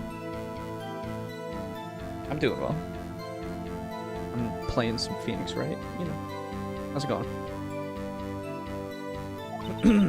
Oh, yes. It was like the feeling you get when you view a pumpkin chock full of seeds. What? I have no idea what that means.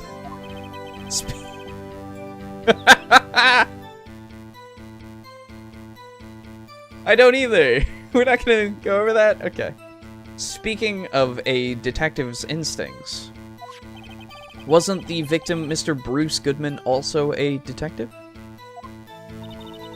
Yes, well, he was like a young cheese. A young cheese? A pale white cheese, not yet tangy with experience on the streets. A greenhorn. I don't think anyone knows what it means. Yeah.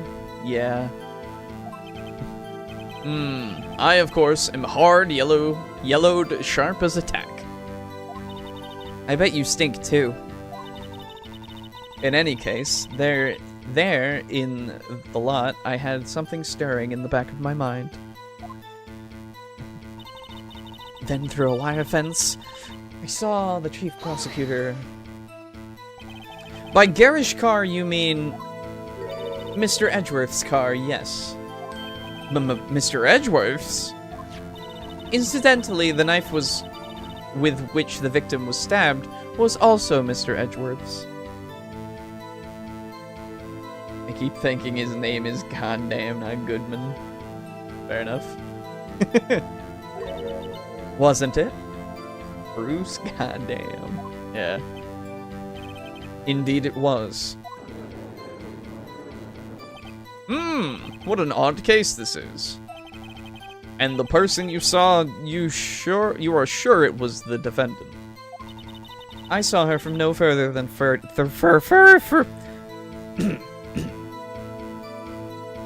I saw her from no further than 30 feet away. I am certain it was her. I almost said 30 feet? That's not right. If she's telling the truth, we're doomed. Let's just do what we can. Even if we don't have any proof, we can always complain. Witness, in your testimony, you clearly stated the following. Prosecutors are nothing more than worms. Ergo, you are a biased witness. You might want to keep those silly opinions to yourself in the future, rookie. Huh? Rookie? Unless you are willing to risk the consequences of doubting me. I'll fry you like a fritter, crispy on the outside, chewy on the inside. That was inspiring. I believe I've heard that tagline elsewhere. You could cry plagiarism? I may be relegated to the lowly post of lunch lady, but my instincts are honed. A photograph? You took this? The moment I witnessed the crime, my reflexes took over, and snap, I took a picture. In fact, one of my lunchboxes is rigged with a camera. I suppose that's more exciting than just hanging it around your neck. This is my first time seeing this photograph. You think I'd show it to you, a prosecutor? Think again. My boyfriend works in the photography division of criminal affairs. Well, this is most certainly the defendant. Crime photo. Added to the court record. Oh goodness, excuse me. Uh-oh. That is unmistakably Lana Skye. So, what was the defendant doing at the time?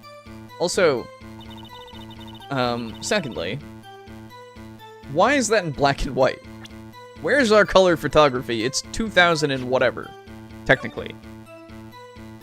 I wish court was really like this. I also do. You have to wonder, could Angel Star accidentally give out a lunchie with a camera fitted? Oh yeah, absolutely. Accidentally go, lunch. Although, she's too much of a professional for that. Too much of a professional.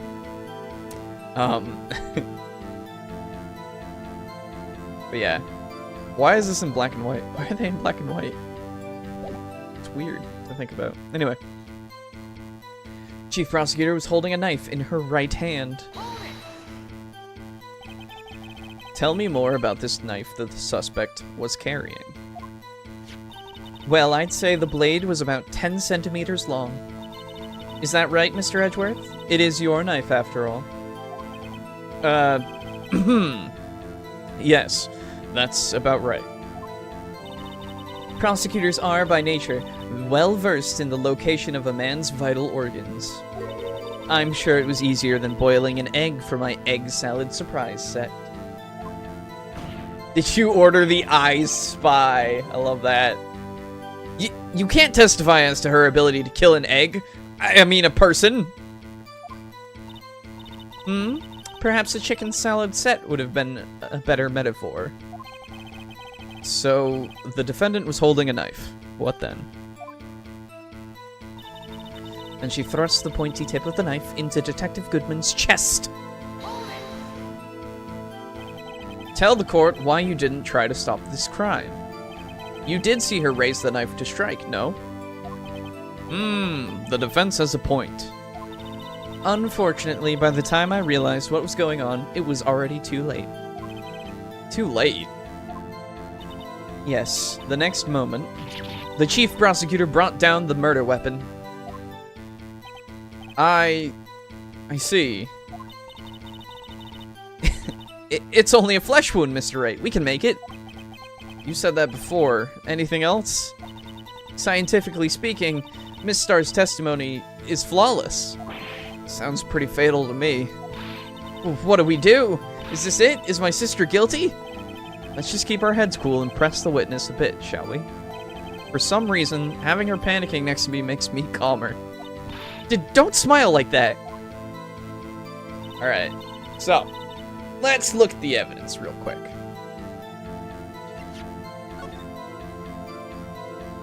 So, thinking about... It's been a while since I've done this case, so apologies if it takes me a minute here.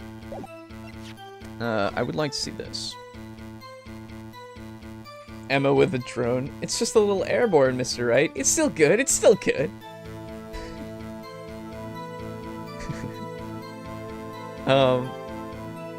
Bruce Goodman, dead between 4 p.m. and 5:30 p.m. Cause of death, loss of blood from a chest wound. Wound was caused by a 12-centimeter knife. A single stab wound was found. Oh my god, there's the contradiction. It was only 12 centimeters. No.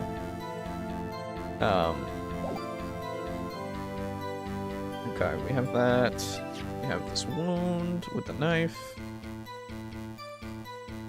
Edgeworth's toolbox.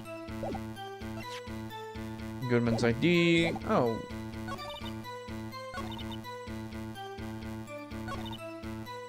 Saw through the wire fence, I saw the chief prosecutor standing next to a garish car. The chief prosecutor was holding a knife in her right hand.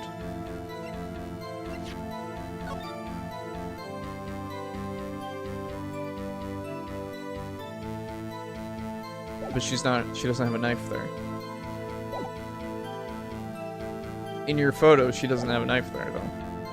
I'm pretty sure that might be it. I'm not actually entirely sure, but I'm not ready for the Monday after spring break. Is that a thing that's happening? Spring break a thing that's happening? I have no idea. I don't go to school. Because I'm a degenerate. I'm gonna do that! It was right. And you witnessed this. You saw Miss Sky stab the victim with the knife. As I've already said, yes.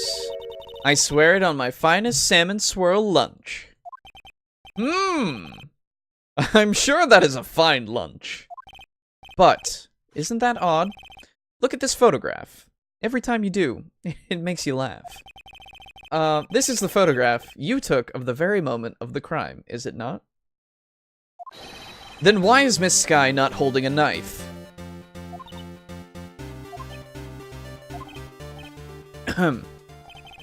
Mr. Edgeworth, your thoughts?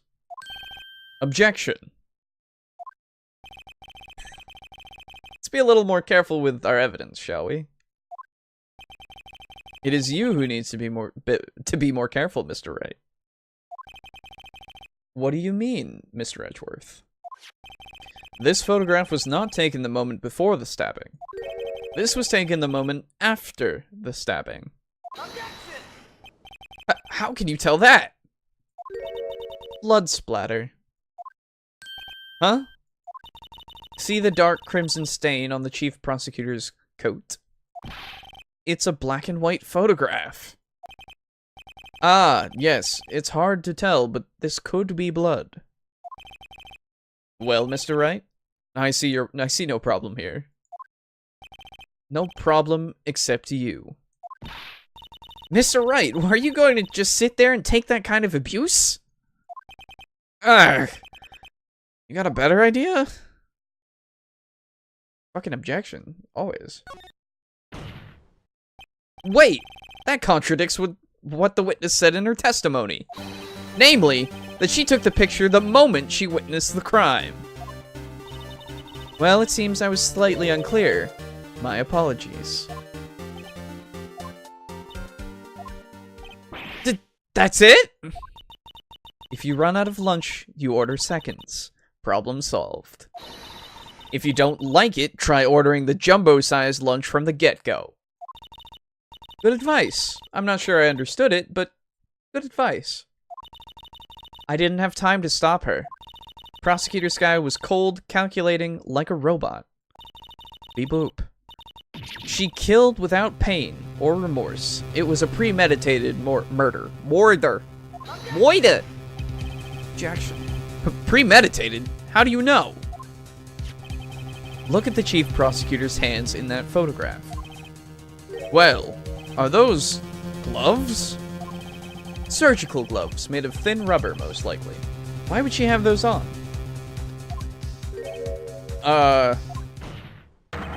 If it was not premeditated, she would not be wearing those gloves. Warg! These gloves do seem to tell a tale of premeditation. Premeditated murder, a serious offense. Witness, add this to your testimony. The murder was planned, the rubber gloves prove it. What if she was just in the habit of wearing gloves, like driving gloves? The gloves were admitted as evidence when the defendant was arrested. They were rubber gloves of the kind used for autopsies. In other words, when the chief prosecutor came to the crime scene, she came to do murder. It's the only possible conclusion one can make. Everything was planned. It was a premeditated crime. Erg! Excuse me. Goodness. Impressive. I'm sorry they took you off the force, Miss Starr. This is bad. She's got them thinking that it was all planned.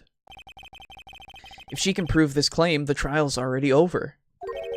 I've got to think of a way to show that this wasn't premeditated. It's only a flesh wound, Mr. Wright. We can make it. Anyway, we've already seen this. Okay. So, in order to prove that this was not premeditated, let us think here.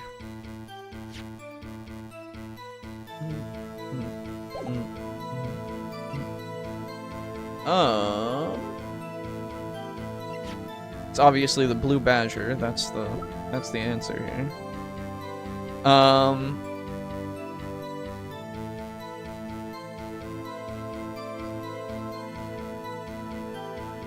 Single stab was found. Loss of blood. Oh god, it's been a while. This is the victim's blood. No prints. Not premeditated. After committing the crime.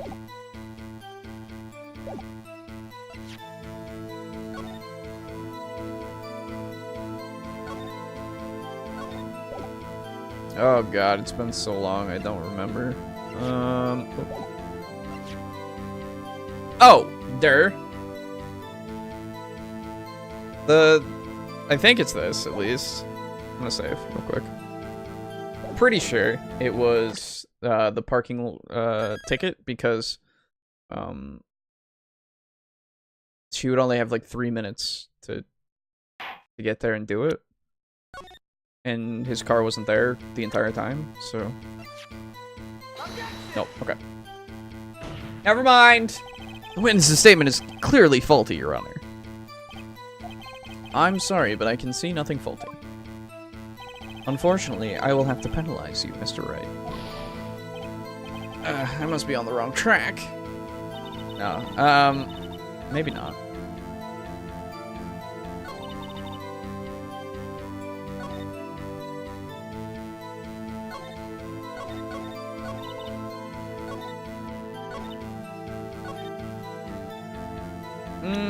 It's been so long. Fuck. Rubber gloves prove it.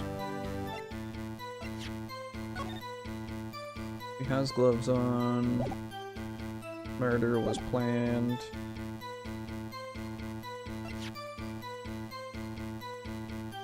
Parking lot with Edgeworth's car.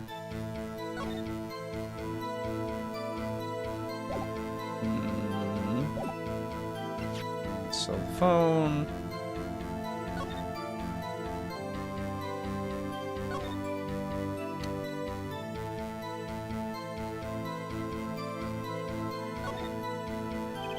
There's no need to push this again.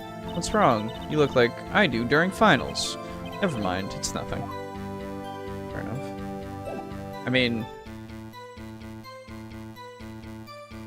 That's there. That's also there.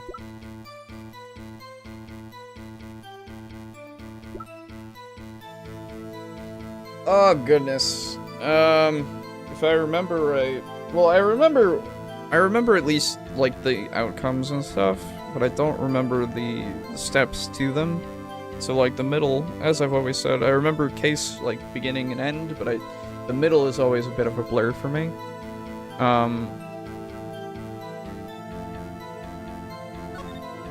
This does say that it was between 4 and 5:30.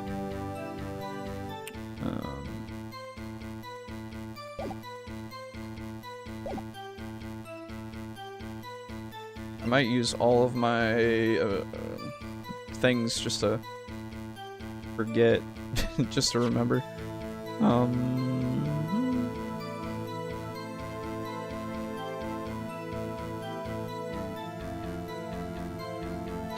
No, okay. Your Honor, that statement contradicts this evidence. It does. I don't see anything contradictory. Huh? Really? Objection overruled. Try to think before you make accusations, Mr. Wright. Whoops, that didn't go so well. Just throw everything at the wall! See what sticks.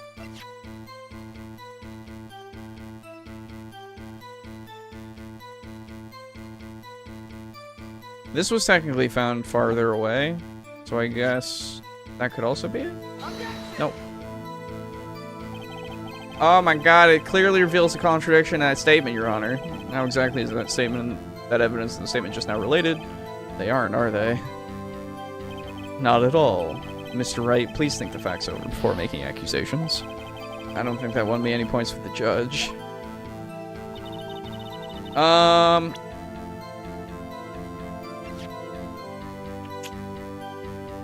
the day of the murder...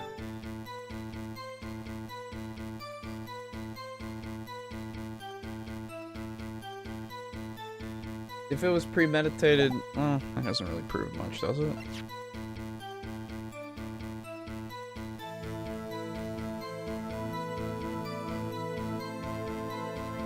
I was gonna say, wait a minute, I'm an idiot. Witness, do you know what this is? Are you trying to test me? I sell boxed lunches for a living, you know. That's a knife. The knife. The knife that was in Mr. Edgeworth's trunk. Indeed, it is my knife. What's with this case? The bloody murder weapon on the red car, all belonging to the prosecutor there? The defendant is the chief prosecutor for the district, right? Mommy, are prosecutors bad people? The defense has a request. We ask that the witness provide an accurate testimony. What's that, rookie? In your testimony, you stated that Lana Skye planned this murder. And that's why she was wearing those special gloves. Seems like a natural conclusion to me. The gloves do indicate planning.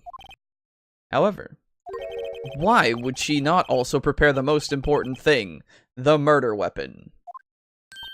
Oh. The knife just happened to be in the trunk of that car. Ladies and gentlemen, if you're going to plan a murder, you don't forget the weapon. Warg! Order, order, order. Great, now the tide is turning in our favor. Great show, Mr. Wright. My sister's as good as free. Well... Right. I believe the next lunch you'll be eating is humble pie. What? I hope you weren't deluding yourself into thinking that the tide has turned. Not over such a trifling detail. But this shoots a hole in the whole premeditated theory. Bah. The prosecution could care less if it was premeditated or not. The only one who seems to care is that lunch lady over there. The defendant, Lana Skye, murdered a detective with a knife. That is the only thing the prosecution needs to prove. Nothing else. Very good, Mr. Prosecutor. I suppose you think you're clever now. But you know as well as I do that she planned on killing him. It was planned. If she wasn't, why would she have been wearing... I believe I'd like to hear your testimony again. Witness, please tell us only what you saw, not what you thought. How dare you? My powers of deduction are not to be underestimated. Really now. Angel's deduction. Lana Skye intended to murder Detective Goodman. That's why she called the victim all the way to the prosecutor's office. I'm sure the chief prosecutor had a grudge against the victim. Nothing else could drive that human machine to plunge the knife in again and again. Well, now this is just obvious, isn't it? The victim was summoned from the police department to the prosecutor's office. It does sound a lot like premeditation, doesn't it? So if I ordered a pizza, does that mean I'm planning to kill the delivery boy? In any case, the defense may now cross-examine the witness. And yes, that's what it means. If you ever order a pizza, you are intending on killing that delivery boy. So I only have those two, technically one thing wrong that I can get wrong for this day, but that's fine. I can live with that. I'll just do everything perfectly from now. I won't do that! Okay. Lana Skye intended to murder Detective Goodman. I mean, I could just go and already point out the contradiction, but I enjoy the dialogue, so... You've said that, but you haven't told us how you know.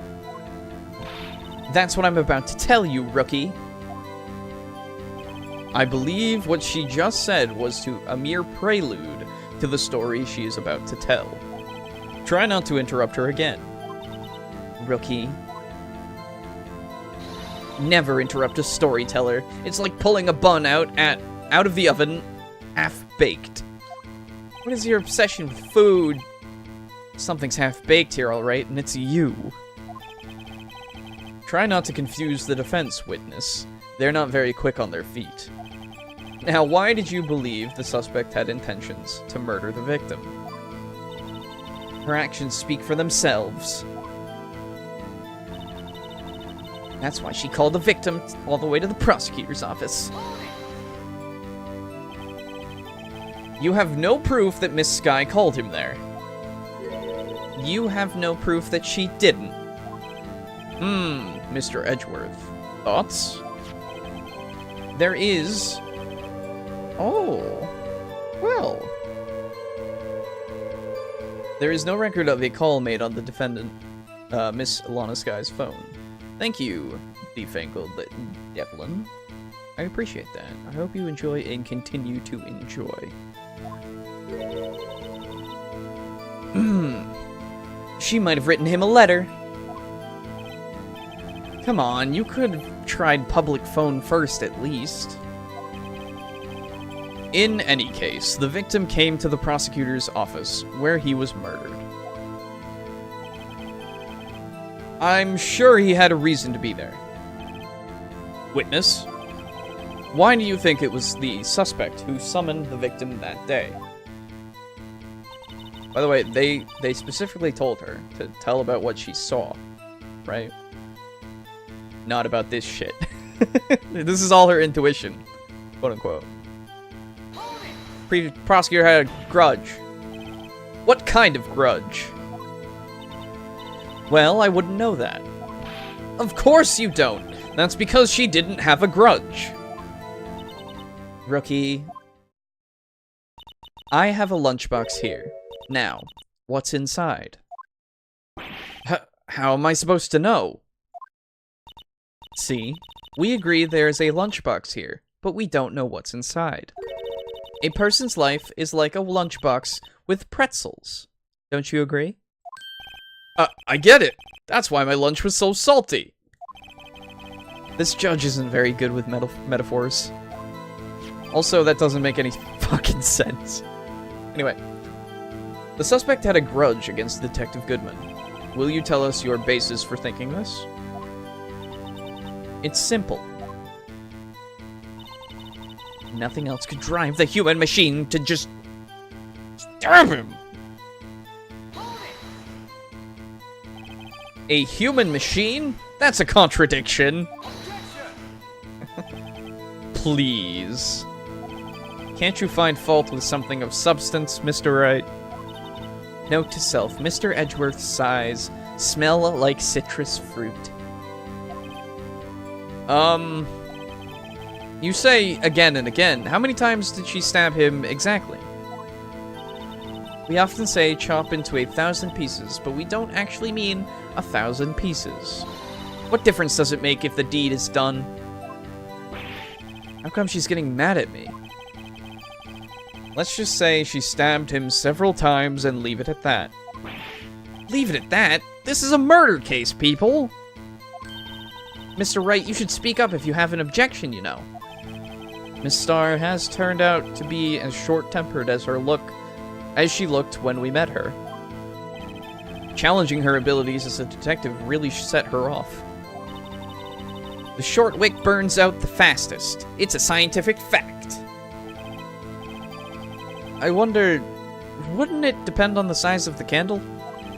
I mean, add more wax and even a really short wick will burn longer. Obviously, more scientific testing is required. Lana Sky intended to murder him. Okay, so it's obvious. The knife was plunged in again and again? Absolutely not. We have a autopsy report that says they only died by a 1 stab wound. So, there we go. You say she stabbed him again and again, but you couldn't have witnessed that. Are you testing me? Then I'll test you. With my moss surprise! I'm afraid the moss is growing under our feet as we wait, Miss Star. What do you mean? I shouldn't have to explain this, but take a look. The autopsy report states that death was due to a loss of blood from 1 stab wound. Aha! You're right! Good show, Mr. Edgeworth. What a hunk! He's my hero, really! What about my objection? No one noticed? Well, witness? You got the crime scene set, right? Oh, thanks. I always believed that no one could ever mistake ketchup for blood, but now I realize that such mistakes are possible. So, you're saying you mistook something for blood? When she lifted her knife, I thought I saw blood at her breast. Splattered blood from her victim. That's why I thought she must have stabbed him at least twice. Then tell us what you saw that you thought was blood. Testify. The red muffler looked like blood to me. That's how ghastly the whole scene was. Now we have another thing. It seems that every time we try to disprove something, or contradict, I mean, in her testimony, she just comes up with more and everybody's fine with it. Her red muffler? Yes, like a scarf. The chief prosecutor always wears one around her neck.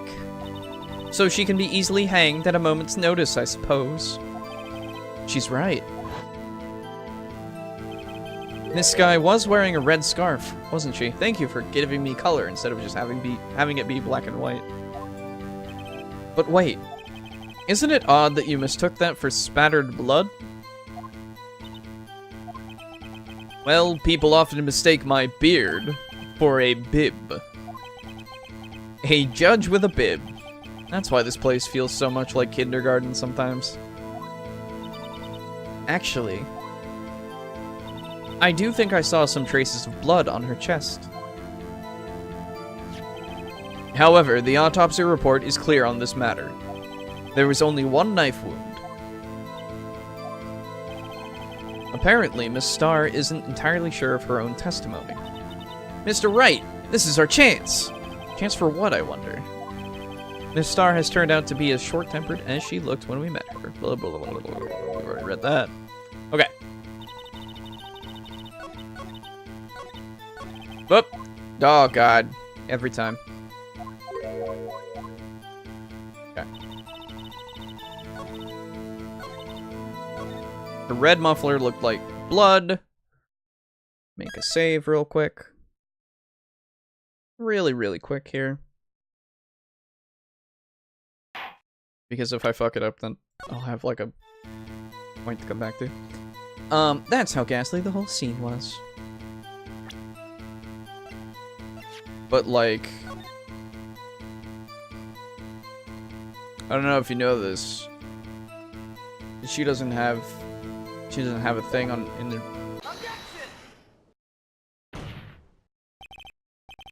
Miss Starr, I demand an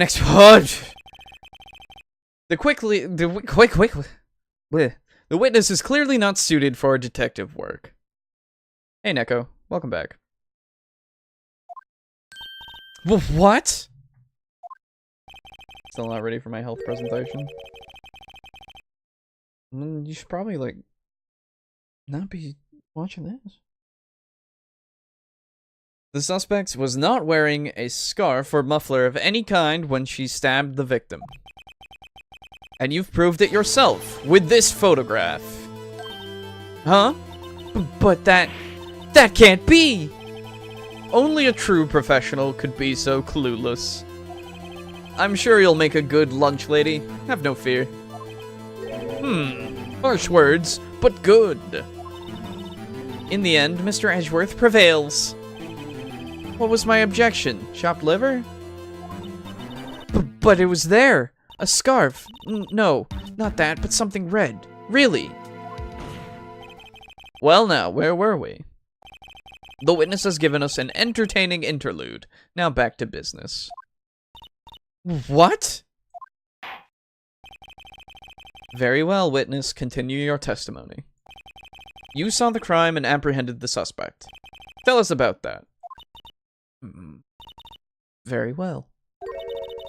I do remember some things accurately, at least. Ultimately, we couldn't shake the most important part of her testimony. The most important part? The part where your sister stabs the victim. This next testimony might just be the moment of truth. Apprehending the suspect. Oh, the ramp up in music. It's so good! After the murder, the suspect attempted to run behind a partition off to her side. I quickly caught her, explained her rights to her, and arrested her on the spot. Ah yes, when I arrested her, she mentioned the muffler. That's what had me confused in my earlier testimony. The chief prosecutor made to escape, but against Angel's Star, resistance is futile. Yeah, sure. You are quite determined about this scarf, aren't you? I strike like a snake and bite like a cobra. That's me, Angel Star. That wasn't a very good metaphor. First of all, a cobra is a kind of snake. Don't bother me with details unless you want to get bitten. No thanks. Note to self, Attorney Wright gets bitten by snake. The chief prosecutor tried to resist, but her efforts were in vain. She knocked my hands aside, knocked over an oil drum. Oil drum? Hard to imagine. Oh, she's beautiful but deadly.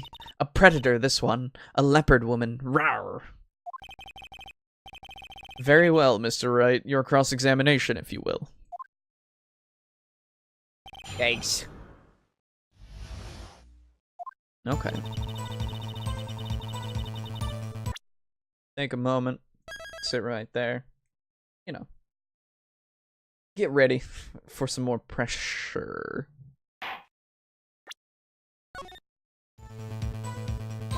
Hold it. So where was this partition on the floor plans?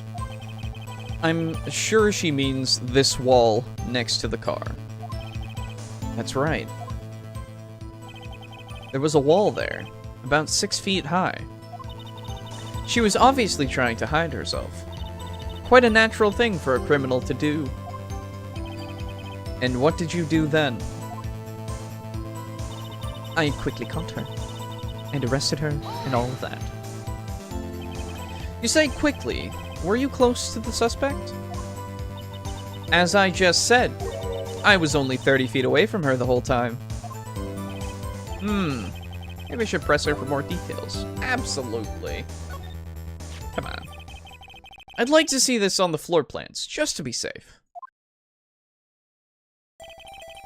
The Lunchland car was... She was a visitor, thus she was parked in Block B. So you witnessed the murder from here?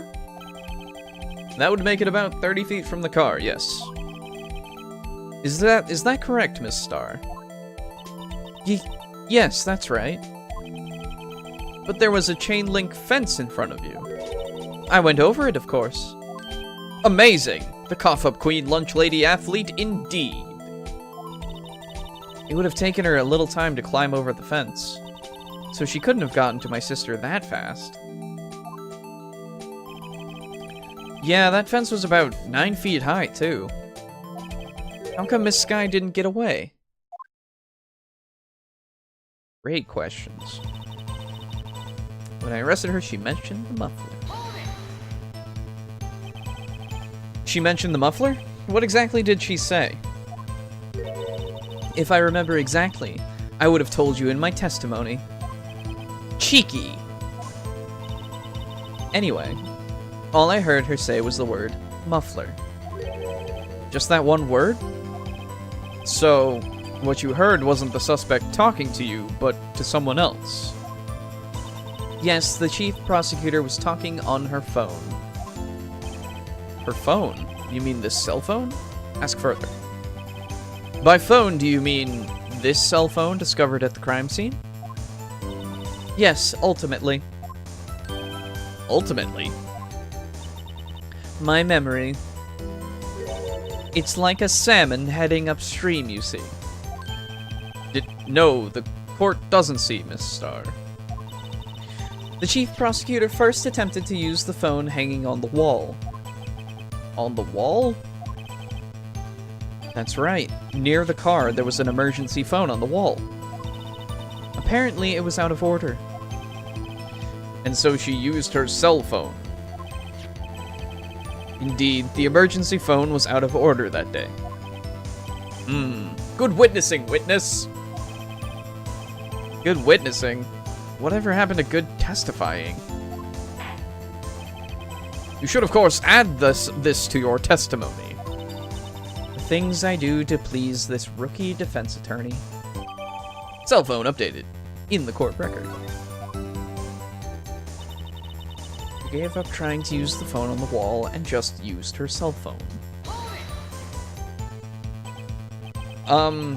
Do you think you could restate your testimony for the court? Aha! I was going to ask the same thing. I'll only say this one time, so listen close, rookies.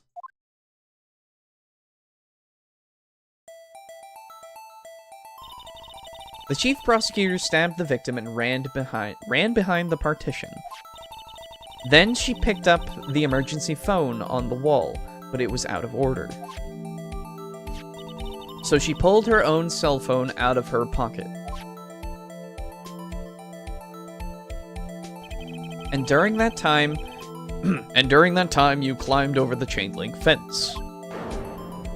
Oh. When I boldly grabbed her arm, the chief prosecutor hung up her phone. And you saw her doing this. What is it, Mr. Wright? As you can see, that gives you the obvious thing to present to, but anyway. Chief prosecutor made it to escape, but resistance is futile. She made to escape? Can you be more specific? She brushed aside my hand and ran. It was a terrible sight to see, like a dollop of lard on a plate of foie gras. Foie gras is what that is. Huh? She even kicked over an oil drum at me. An oil drum? There was an oil drum lying on its side at the scene of the crime. But it's strange. What's that? If she wanted to escape, why didn't she run the other way? The other... The car entrance. That's right. It doesn't make any sense that she would run from behind the partition to the oil drums. Excellent. More mysteries. I wish we could solve a few before finding more, though. So Miss Skye tried to run. I'm sorry my sister is so suspicious, Mr. Wright. Not as sorry as I am. This bench is weird. Oh, hell yeah. You know it. But she didn't do it. You have to believe me. I know. Alright. So. Right here. Save. So, as you saw, Phoenix also realized, of course, she absolutely could not have seen what was happening behind that partition. So, you just gotta pick apart every little bit here. I have to conclude that you have a personal grudge against Miss Lana Skye. The witness is a former detective. Her testimony is unmarred by personal bias. Well, who would have thought you would be my knight in shining armor, prosecutor? You who, together with the chief prosecutor, kicked me out 2 years ago. Well, Miss Starr? This is a fatal contradiction with your testimony. How do you explain this? I don't know what you're talking about. Mess with me, and I'll make you cough it all up. Ew. Let's look at the floor plans. You said you witnessed the crime from this point. However, if that's true, you couldn't possibly have seen Miss Sky making that phone call. I believe you see what I'm getting at. That emergency phone was on the backside of this partition. If indeed you were in B block, you couldn't have seen it. Warg! Order, order! What's the meaning of this? It's simple, Your Honor. She's not coughing up lunch, she's coughing up lies. Grr! That's quite a claim, Mr. Wright. Perhaps you will allow me a question. Tell us exactly what lie this witness has told the court. Here's where the counterattack begins. I can't afford to get this wrong. The witness lied about what she saw? Because she couldn't see it? She lied about what she saw. In other words, she didn't see Miss Sky using that emergency phone. It does seem hard to imagine how she could have. Very logical. Thank you. What's the matter, Star? Cat got your lunchbox? Mr. Wright, I hate to bother you while you're celebrating your victory, but why would Miss Star lie like that? Huh? Why would she say that my sister had tried to use the phone but failed? It doesn't make any sense. Why lie about something so insignificant? Oh. Dang, she's right. I mean, maybe she really did try to use the emergency phone. I see no room for doubt here. You ordered the patooey on rice, right? Mr. Wright, and I thought you had something there. One more try. See it in your eyes, you haven't learned your lesson, have you? Tell us exactly what lie this witness has told the court. Okay. Right. Sorry.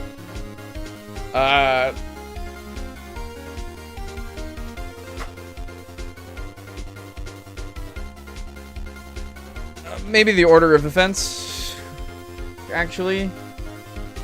Because otherwise, yeah. That makes sense. She lied about the order of events. Miss Sky used the emergency phone before the murder. I see. I hadn't thought of that. That doesn't help either. That took the wind out of her sails. Mr. Wright, I hate to bother you while you're celebrating your victory. I'm an idiot. I'm sorry. But at least I saved beforehand, so you can at least see what it looks like when you lose, because I haven't done this yet. But why would anyone use the emergency phone before the murder? Huh? Just when you think he can't sink any lower, he amazes us. I applaud you, Mr. Wright. You ordered the orange peel lunchbox, right? Ew. I guess that teaches me to not get excited before the evidence. That's enough. This court sees no reason to further prolong the trial. The defense has failed to give the court sufficient reason to doubt the prosecution's claim. This court finds the defendant, Miss Lana Sky, guilty. The accused will surrender to the court immediately, to be held pending trial at a higher court within a month from today's date. That is all. The court is adjourned. Whoops.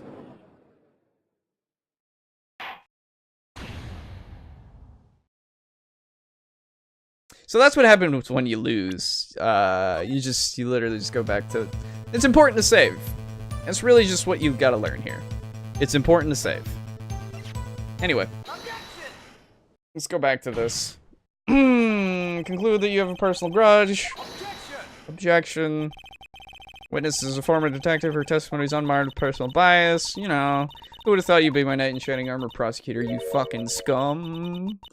You and your fatal contradiction with your testimony. How do you explain this? Make you cough it all up. So, it's actually, she wasn't right there. She was over there. She took a picture in a different spot. Apparently, somehow. Anyway.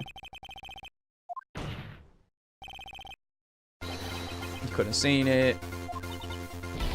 Warg. Apologies to be retreading through this, but it's, you know, I'm an idiot. I'm sorry. Fucking scum. Okay. Tell us exactly what lie this witness has told to the court. Here's where the counterattack begins. Okay. Mood. Yeah. Where she saw it. She tried to use the emergency phone, but it was out of order. What is significant about this fact?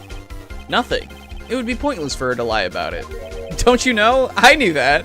Haha. Pointless to lie. I see. The witness did actually see Miss Sky using the emergency phone. In other words, Miss Star witnessed the crime from a different location. A different location? Now that's a pointless lie if I ever heard one. Before you call my lie pointless, at least let me tell it. It's not. Let me ask a question to our clever wordsmith, Mr. Wright. Not a lie. Just where was the witness when she saw the crime? All the testimony we've heard until now points in one direction. She has to be here.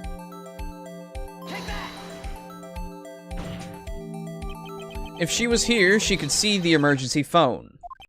That's true! That solves the mystery. That would allow her to see the emergency phone, yes.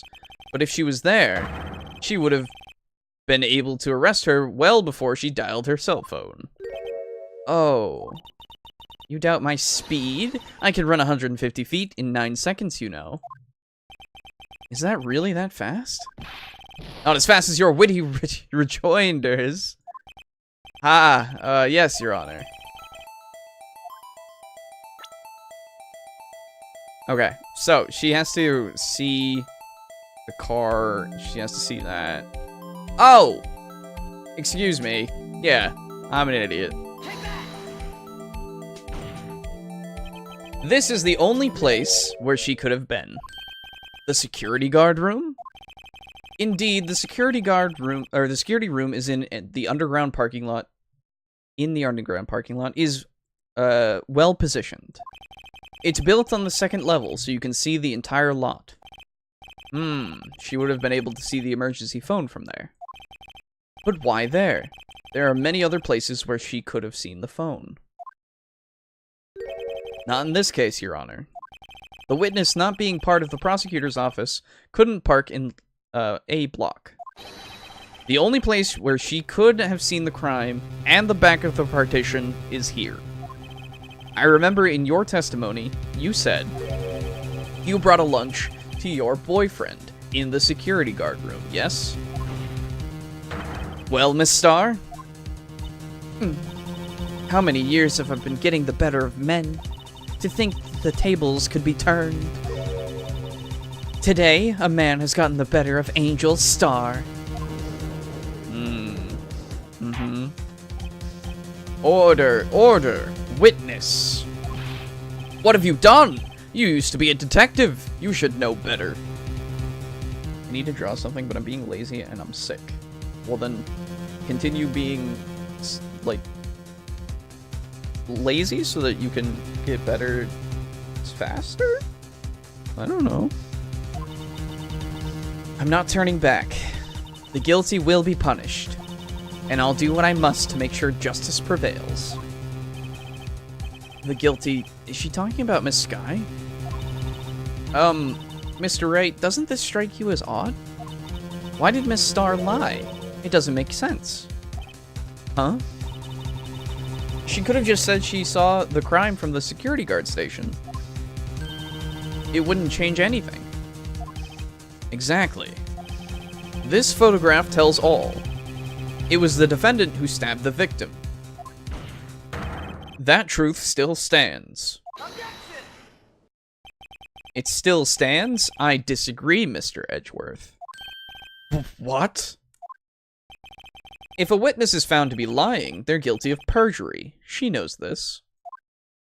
She wouldn't risk that without a good reason. So tell us what her reason was, Mr. Wright. Huh? Me? Who else? Mr. Wright, let's review what we know. Miss Starr witnessed the crime from the security guard station. But she lied and said she saw it from B Block. It must make a vital difference. But what? What would change? I only have one strike left. So, been suffering since Saturday. Well, get some sleep, dude. I don't know. Sleep it off. That's what I do. Best I can.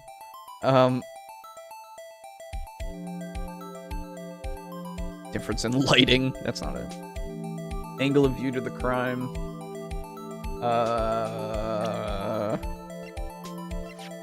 Technically, she'd be here. She couldn't take that photo. So, why the angle at which she saw the crime occur would change. The angle? What do you mean? Well, the security guard station is on the second floor, and, she would have sort of a more 3D view of the crime. And this is important. Why?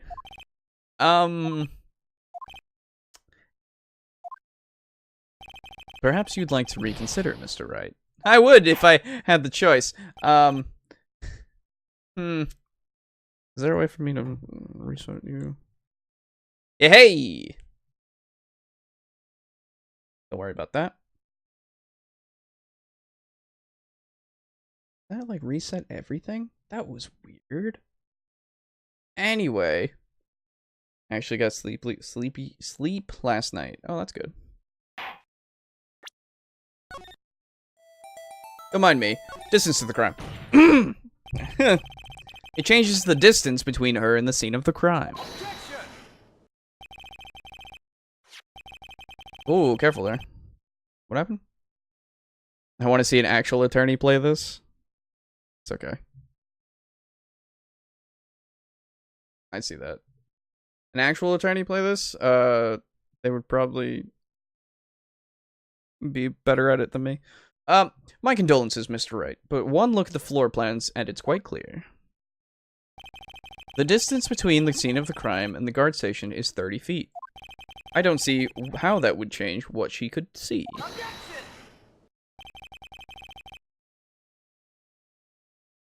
What she saw is not in question here. What matters is the time it would take her to reach the scene of the crime. Miss Starr, you witnessed the crime from the security guard station. Now, how long did it take you to go from there to the scene of the crime where you arrested Miss Sky?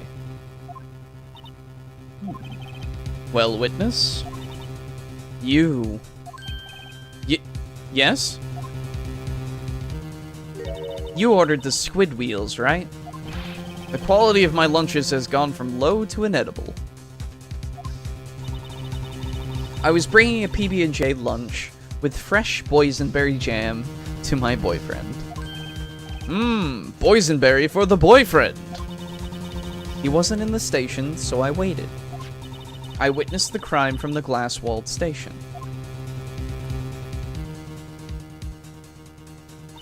And before I knew what I was doing, I found myself running towards the scene.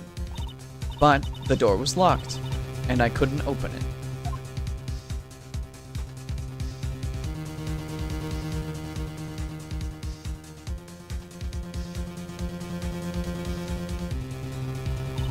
That's why I had to go through the visitor's parking in B Block. That's quite a detour.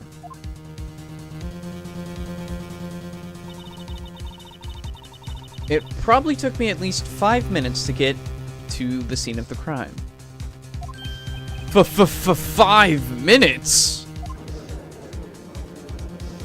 That's a 5-minute walk? That's incredibly long. Or run? I don't know. This changes things considerably. But it was that woman over there that, in the defendant's chair, who stabbed him.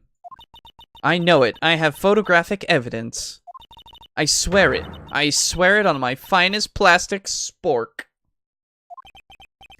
You have a point, and the spork is a wonderful invention. Well, would you like another caviar lunch?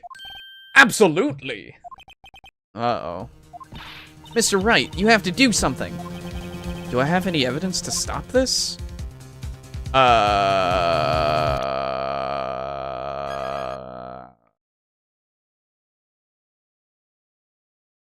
Do I? What am I mean, obviously raise an objection. 5 minutes between the witnessing of the murder and the arrest. Think about it. You could make pasta in that amount of time, if you like it al dente. I've got lunchboxes that tie pasta into knots, rookie. A 5-minute blank. Isn't that strange? Strange? If you were a criminal, what would you do with 5 minutes, Your Honor? Well, I guess I'd flee the scene. Hey! Just don't get the wrong idea. I didn't kill anyone. But you have the instincts of a killer. You would run, but this time was different. Miss Sky dawdled at the scene of the crime. She even had her picture taken. No true criminal would act this way. It's inconceivable. Yarg! Well then, it seems we've come to the end of this testimony. She has a grudge against the defendant, and there is a blank in her testimony. Mr. Edgeworth, is the next witness ready to go? Unfortunately, I appear to have overestimated this witness on account of her professional history. We did it! We screwed that can shut, Mr. Wright. That was too close. Hey, you're right. I only had one check left. I'm afraid that the cough-up queen has been dethroned. And with that, court is adjourned. Hey! Hold it! Of course. Mr. Edgeworth, you ordered the squid wheels, right? That's the one she tried to foist off on me. I prefer to not take the defense team's leftovers. Anything else to say? I might be able to save you. I have decisive evidence. What was that? Is this another one of her trick lunchboxes? My apologies, but we have no further questions to ask of you, Miss Star. Ah. Is this your jumbo lunchbox? Woohoo! A triple-decker! Out of deference to the witness's determination, I'll allow one more testimony. Let's hear about this decisive evidence. Like the Lunchland motto says, you won't be disappointed. What's she going to pull out of her lunchbox this time? Decisive evidence. I should have mentioned those 5 minutes when I wasn't looking at the crime scene. And now, to the matter of the victim's shoe. Did I not bring this up? 2 types of blood were found on this shoe. One was, of course, the victim's. And the other was the defendant, Miss Lana Sky's blood. This shoe proves it. It's flawless, decisive evidence. Well, shit. What? There was blood found on that shoe? Try Lunchland for all your lunch and decisive evidence needs. Objection! Witness, what's the meaning of this? Why is this the first time I've heard about this evidence? Simple. As I've already said, I don't trust you with evidence, Mr. Edgeworth. That's why I took the liberty of investigating this myself. And you had blood tests performed? Didn't I mention? I have 3 boyfriends in forensics. In any case, Your Honor, I can't accept this as evidence. What? You should know the 2 rules of evidence law, Miss Starr. Rule number 1. No evidence shall be shown without the approval of the police department. In other words, this shoe is illegal evidence, at least for the time being. Is that right, Mr. Wright? It seems so. Mr. Edgeworth sure is celebrating. Not so fast, Mr. Edgeworth.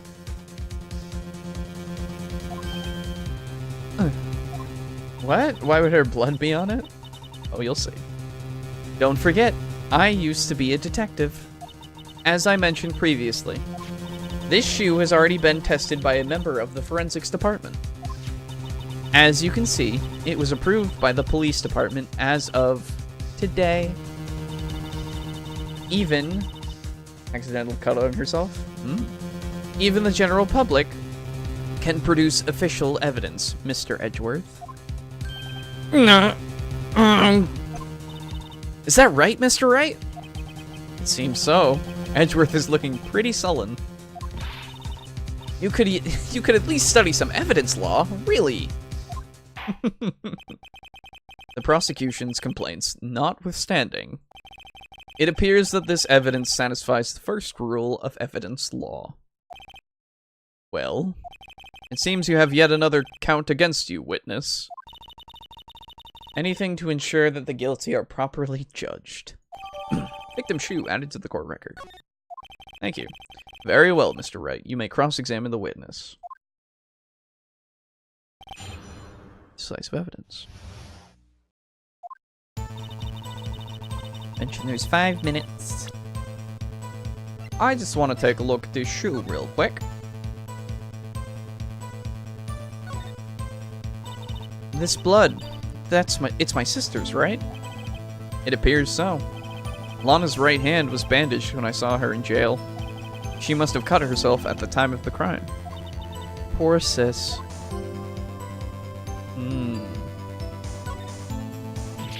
Ah, there's blood here too.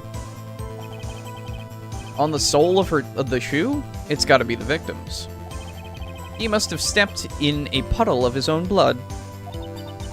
All this blood, it's horrible. This blood might be an important clue. Okay. Take a moment. Save right there. Because I only have 1 chance left for anything. And, I'd rather not lose all the progress. Because I'm bad at this. I'm bad at remembering choices that I did, like, years ago. Anyway. Should have mentioned those 5 minutes. Why did you lie about those 5 minutes? I guess you could say I just wanted people to look at the results. What? The results? How many times do I have to say this? I saw the chief prosecutor stab the victim before my very own eyes. Compared to that, a 5-minute blank means nothing. Then why didn't you just tell the truth? Don't make me laugh. We're dealing with the most untrustworthy of the vile lot known as prosecutors. Falsified evidence, arranged testimonies, erasing and manipulating evidence. When you fight monsters, you need to use every trick in the book. This is when the suspect is admitting she did it. Admitting she did it. False testimony is the most despicable crime of all, Miss Starr. Let's just get this over with. Judge, you're not really... I don't know about... Anyway. Shoe. And you found the shoe at the scene of the crime? I detained the chief prosecutor and notified the police department. I wanted to make myself useful while I was waiting for the police to arrive. So, like an ill-trained pooch, you snuck off with the shoe. I was afraid someone would erase the chief prosecutor's crime. This shoe was my secret weapon, if that should happen. See this fashionable basket I have here? It carries more than lunchboxes, gentlemen. I'm happy for you and your lunchbox bag, really. In any case, you removed valuable evidence from the scene of a crime. Now tell us what you did next. It's like what I do all the time as Phoenix. Oh well. 2 types of blood were on the shoe. So you brought it to the forensics department? If you're going to submit something as evidence in court, you need it approved. To do that, evidence must be analyzed by a forensics expert. And she got away with her little coup because she used to be a detective. The shoe does appear to have bloodstains on it. Makes sense. After all, a man was stabbed there. And that blood belonged to the victim, Detective Goodman? As I said, there were 2 types of blood found on the shoe. The other was the defendant. You can't say for sure the blood belonged to the victim with a blood test. You claim to know something about blood tests, rookie? Huh? Well, speak up. Well, blood comes in 4 types, A, B, O, and AB. However, you can't tell from a blood test whether a murder was performed in cold blood. That's just a figure of speech, Mr. Wright. Actually, if you combine all the various blood tests, there are millions of types. It's practically impossible to narrow a blood sample down to one person. Or so I hear. Millions of types? If I had a little more time, I would have gotten DNA test results. But they said there's very little doubt it could be anyone's but Miss Lana Sky's. So the suspect's blood was found on the victim's shoe. That ties her directly to the death of Detective Goodman. I was afraid he was going to say that. Shoe proves it. I can't let this evidence go through without a fight. You ordered the peppered fish guts, right? Ugh. Some like it hot, Mr. Wright. Some like your client. She's enough hot water to make a whole batch of soup. Mr. Wright.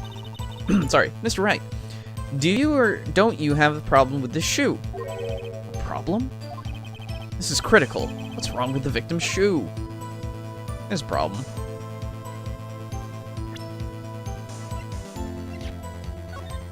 There's a problem. If I'm not imagining things, I'd say there is one critical problem with this evidence, a clear contradiction.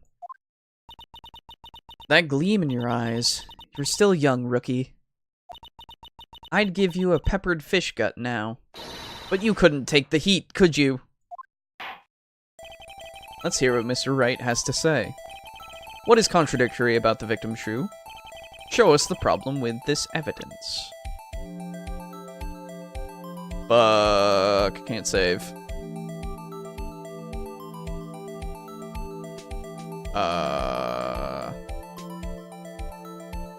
It's the bottom of the shoe. I wonder if you noticed. There's blood on the bottom of the shoe. Don't mess with me, rookie. Or it'll be your blood on the bottom of my shoe. That's a threat. Indeed, there is quite a bit of blood on the bottom of the shoe. It makes sense, the victim was stabbed with a knife. What could possibly be contradictory about the blood on the bottom of his shoe? There's no blood. There's no blood on the ground.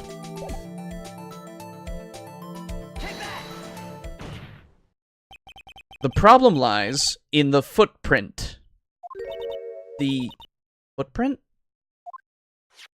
Note that the bottom of the victim's shoe is covered in blood. Then, isn't it strange? Why weren't any bloody footprints found by the scene of the crime? Aha! As you can see, there were no traces of any such footprints at the scene of the crime. That contradicts your claim about this shoe. This picture only shows part of the floor, so there could have been bloody footprints. If there were bloody prints, they would have been found. We checked the scene and found nothing of the sort.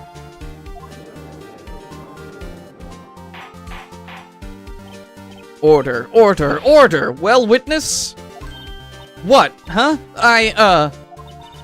Great going, Mr. Wright, but it's true that the lack of a footprint is a contradiction. But then we have to ask why there wasn't a footprint. Oh, that's true. There has to be a reason why there wasn't a footprint. Think, Mr. Wright, think! Hey, I don't know why it's not there. I'm just good at finding contradictions. What? Hold it. I wish they had a hold it for him. Or, you know, the shoes in the photo are black. That's also true. I see. Now I get it. Get what? Our witness is more devious than I gave her credit for. We were hoodwinked to the very end. But she slipped. There is one vital hint to the truth in her testimony. Well, what are you talking about? Think back to when she told us about apprehending the suspect. The chief prosecutor tried to resist, but her efforts were in vain. She knocked my hands aside, kicked over an oil drum. Oh, she's beautiful, but deadly. A predator, this one. A leopard woman. Rawr. I thought that was a strange thing for a normally cool-headed chief to do. No kidding. Now, witness, allow me to ask a very simple question. This oil drum, was it empty? Oh, that? I'm not sure I like your attitude, Mr. Edgeworth. Though apparently you're not the slowest conveyor belt in the lunchbox factory. Oh my god. Witness! Well? Was the oil drum empty?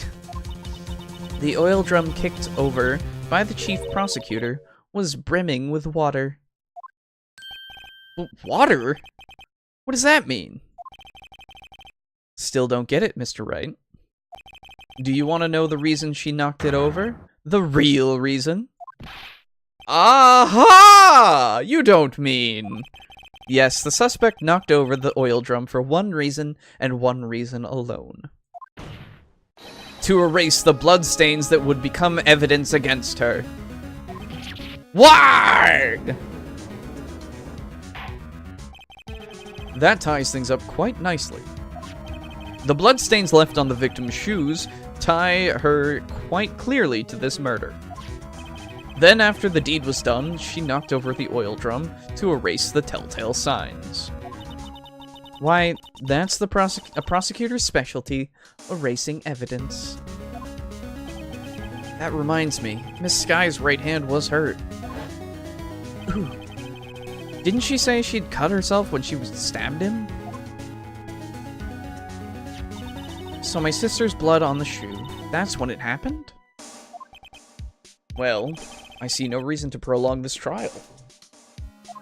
Mr. Wright, do something, please! What? What can I do? Your sister has confessed to the crime and she tried to conceal it. But... Enough. There is no need for further debate. The verdict, Your Honor. Very well.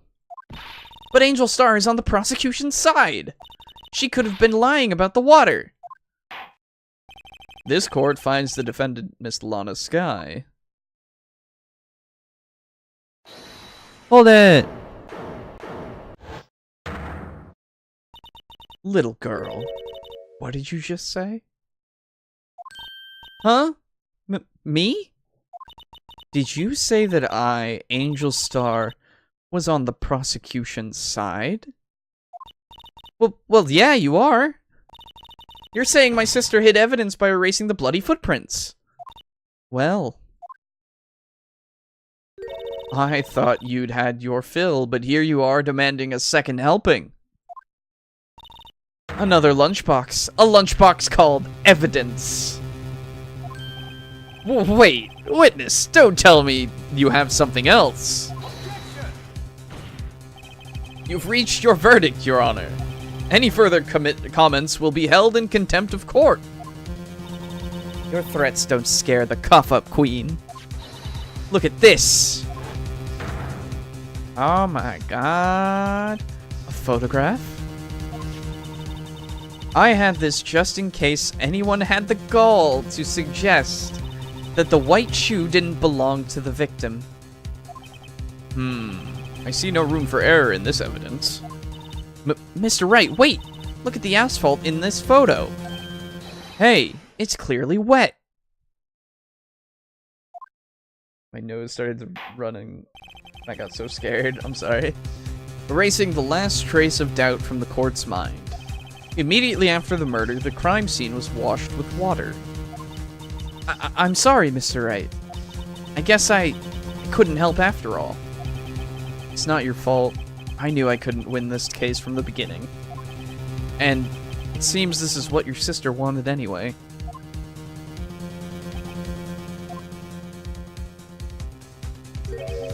I'm sorry, Mia. Right. Wet or not, don't be so quick to throw in the towel.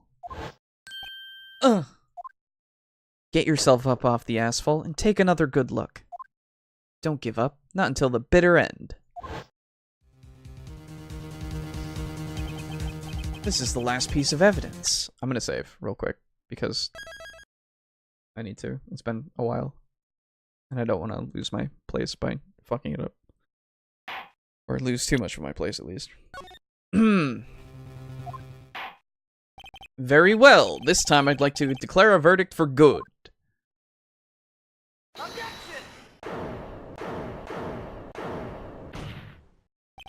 Your Honor, wait! What is it with you people? Can't I hand down my verdicts in peace anymore? Whatever it is, can it wait? No, it can't. Then it will be too late. Look at this photograph. Every time you do, it makes you laugh. The last one submitted. This trial isn't over until we give each piece of evidence proper consideration. So, Wright, are you saying there's a problem with this latest piece of evidence? Yeah! I'll think later. Yeah, there's a problem. Right or wrong, I've got to go ahead with this. I suppose since we've come this far, we should give every claim a fair shake. Very well, Mr. Wright. Show the court the problem in this photograph. Alright. So.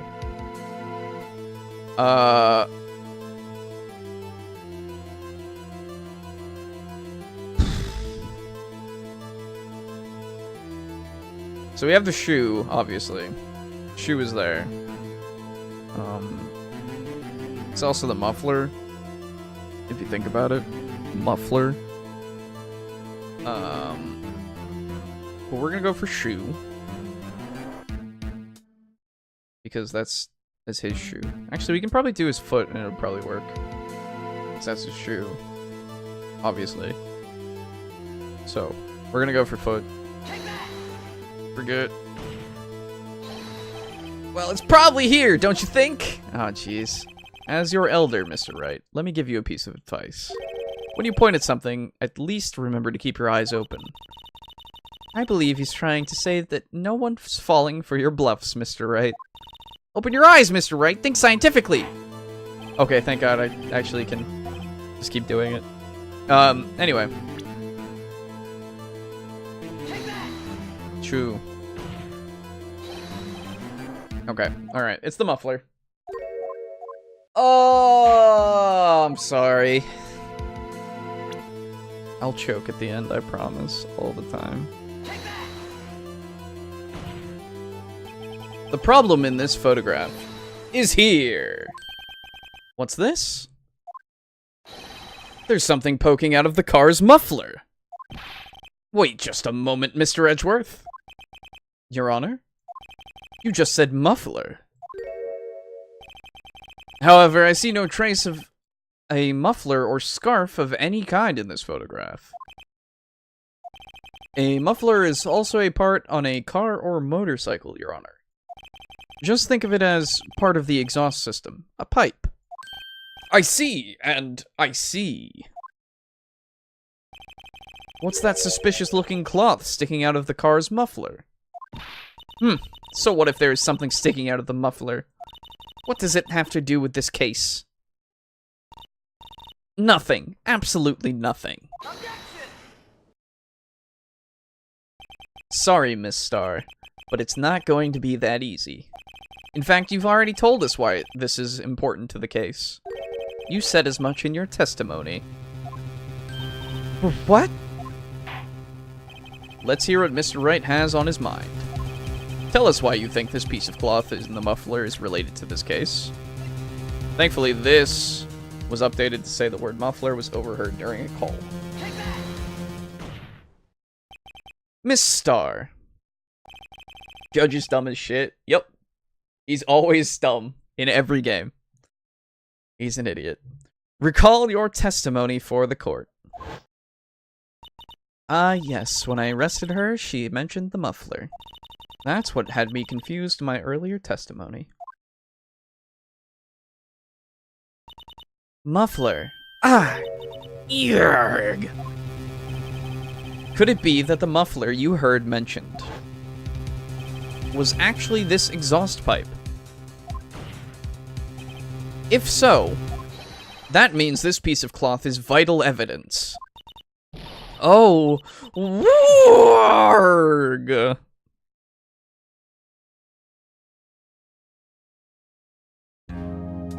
Well, it seems we will have to suspend the proceedings.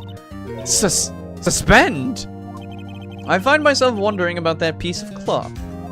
If we leave any question unanswered here, we do a disservice to the law. Have the car at the crime scene inspected at once and bring me that cloth. The verdict will wait until after we've seen all the evidence. Agreed? I suppose so. That was close. But we made it. At least for now. Need to put your comforter in the wash? Oh, comforter. Yeah. The court will adjourn for a 30-minute recess. It's lunchtime after all. He's still hungry? To be continued. This can be the end. Anyway. Oh! I feel like that's a good place to end off for now, yeah? February 23rd, 11:15 a.m. District Court, Defendant Lobby number 2. I feel like that's a good place to end, though. It's good. We're still in the same day. You know, 30-minute recess, but we've at least prolonged the proceedings for the day. So hopefully we can get the evidence we need. I think that resets your checks, but I'm not sure. I can't be entirely sure, actually. I hope it does. But anyway, I'm gonna go and and attend to some things. So, thank you all for watching. I really appreciate it. I hope you enjoyed the stream. It was fun. It's always fun playing these games. And we'll be doing more of this on Thursday. Tomorrow is going to be a chill stream. We're gonna play whatever I feel like at the time, and I might have a new thing for you to watch tomorrow. But yeah, thanks for watching. Hope you enjoyed as much as I did, and I will see you tomorrow, hopefully, for more stuff. So, thanks for watching.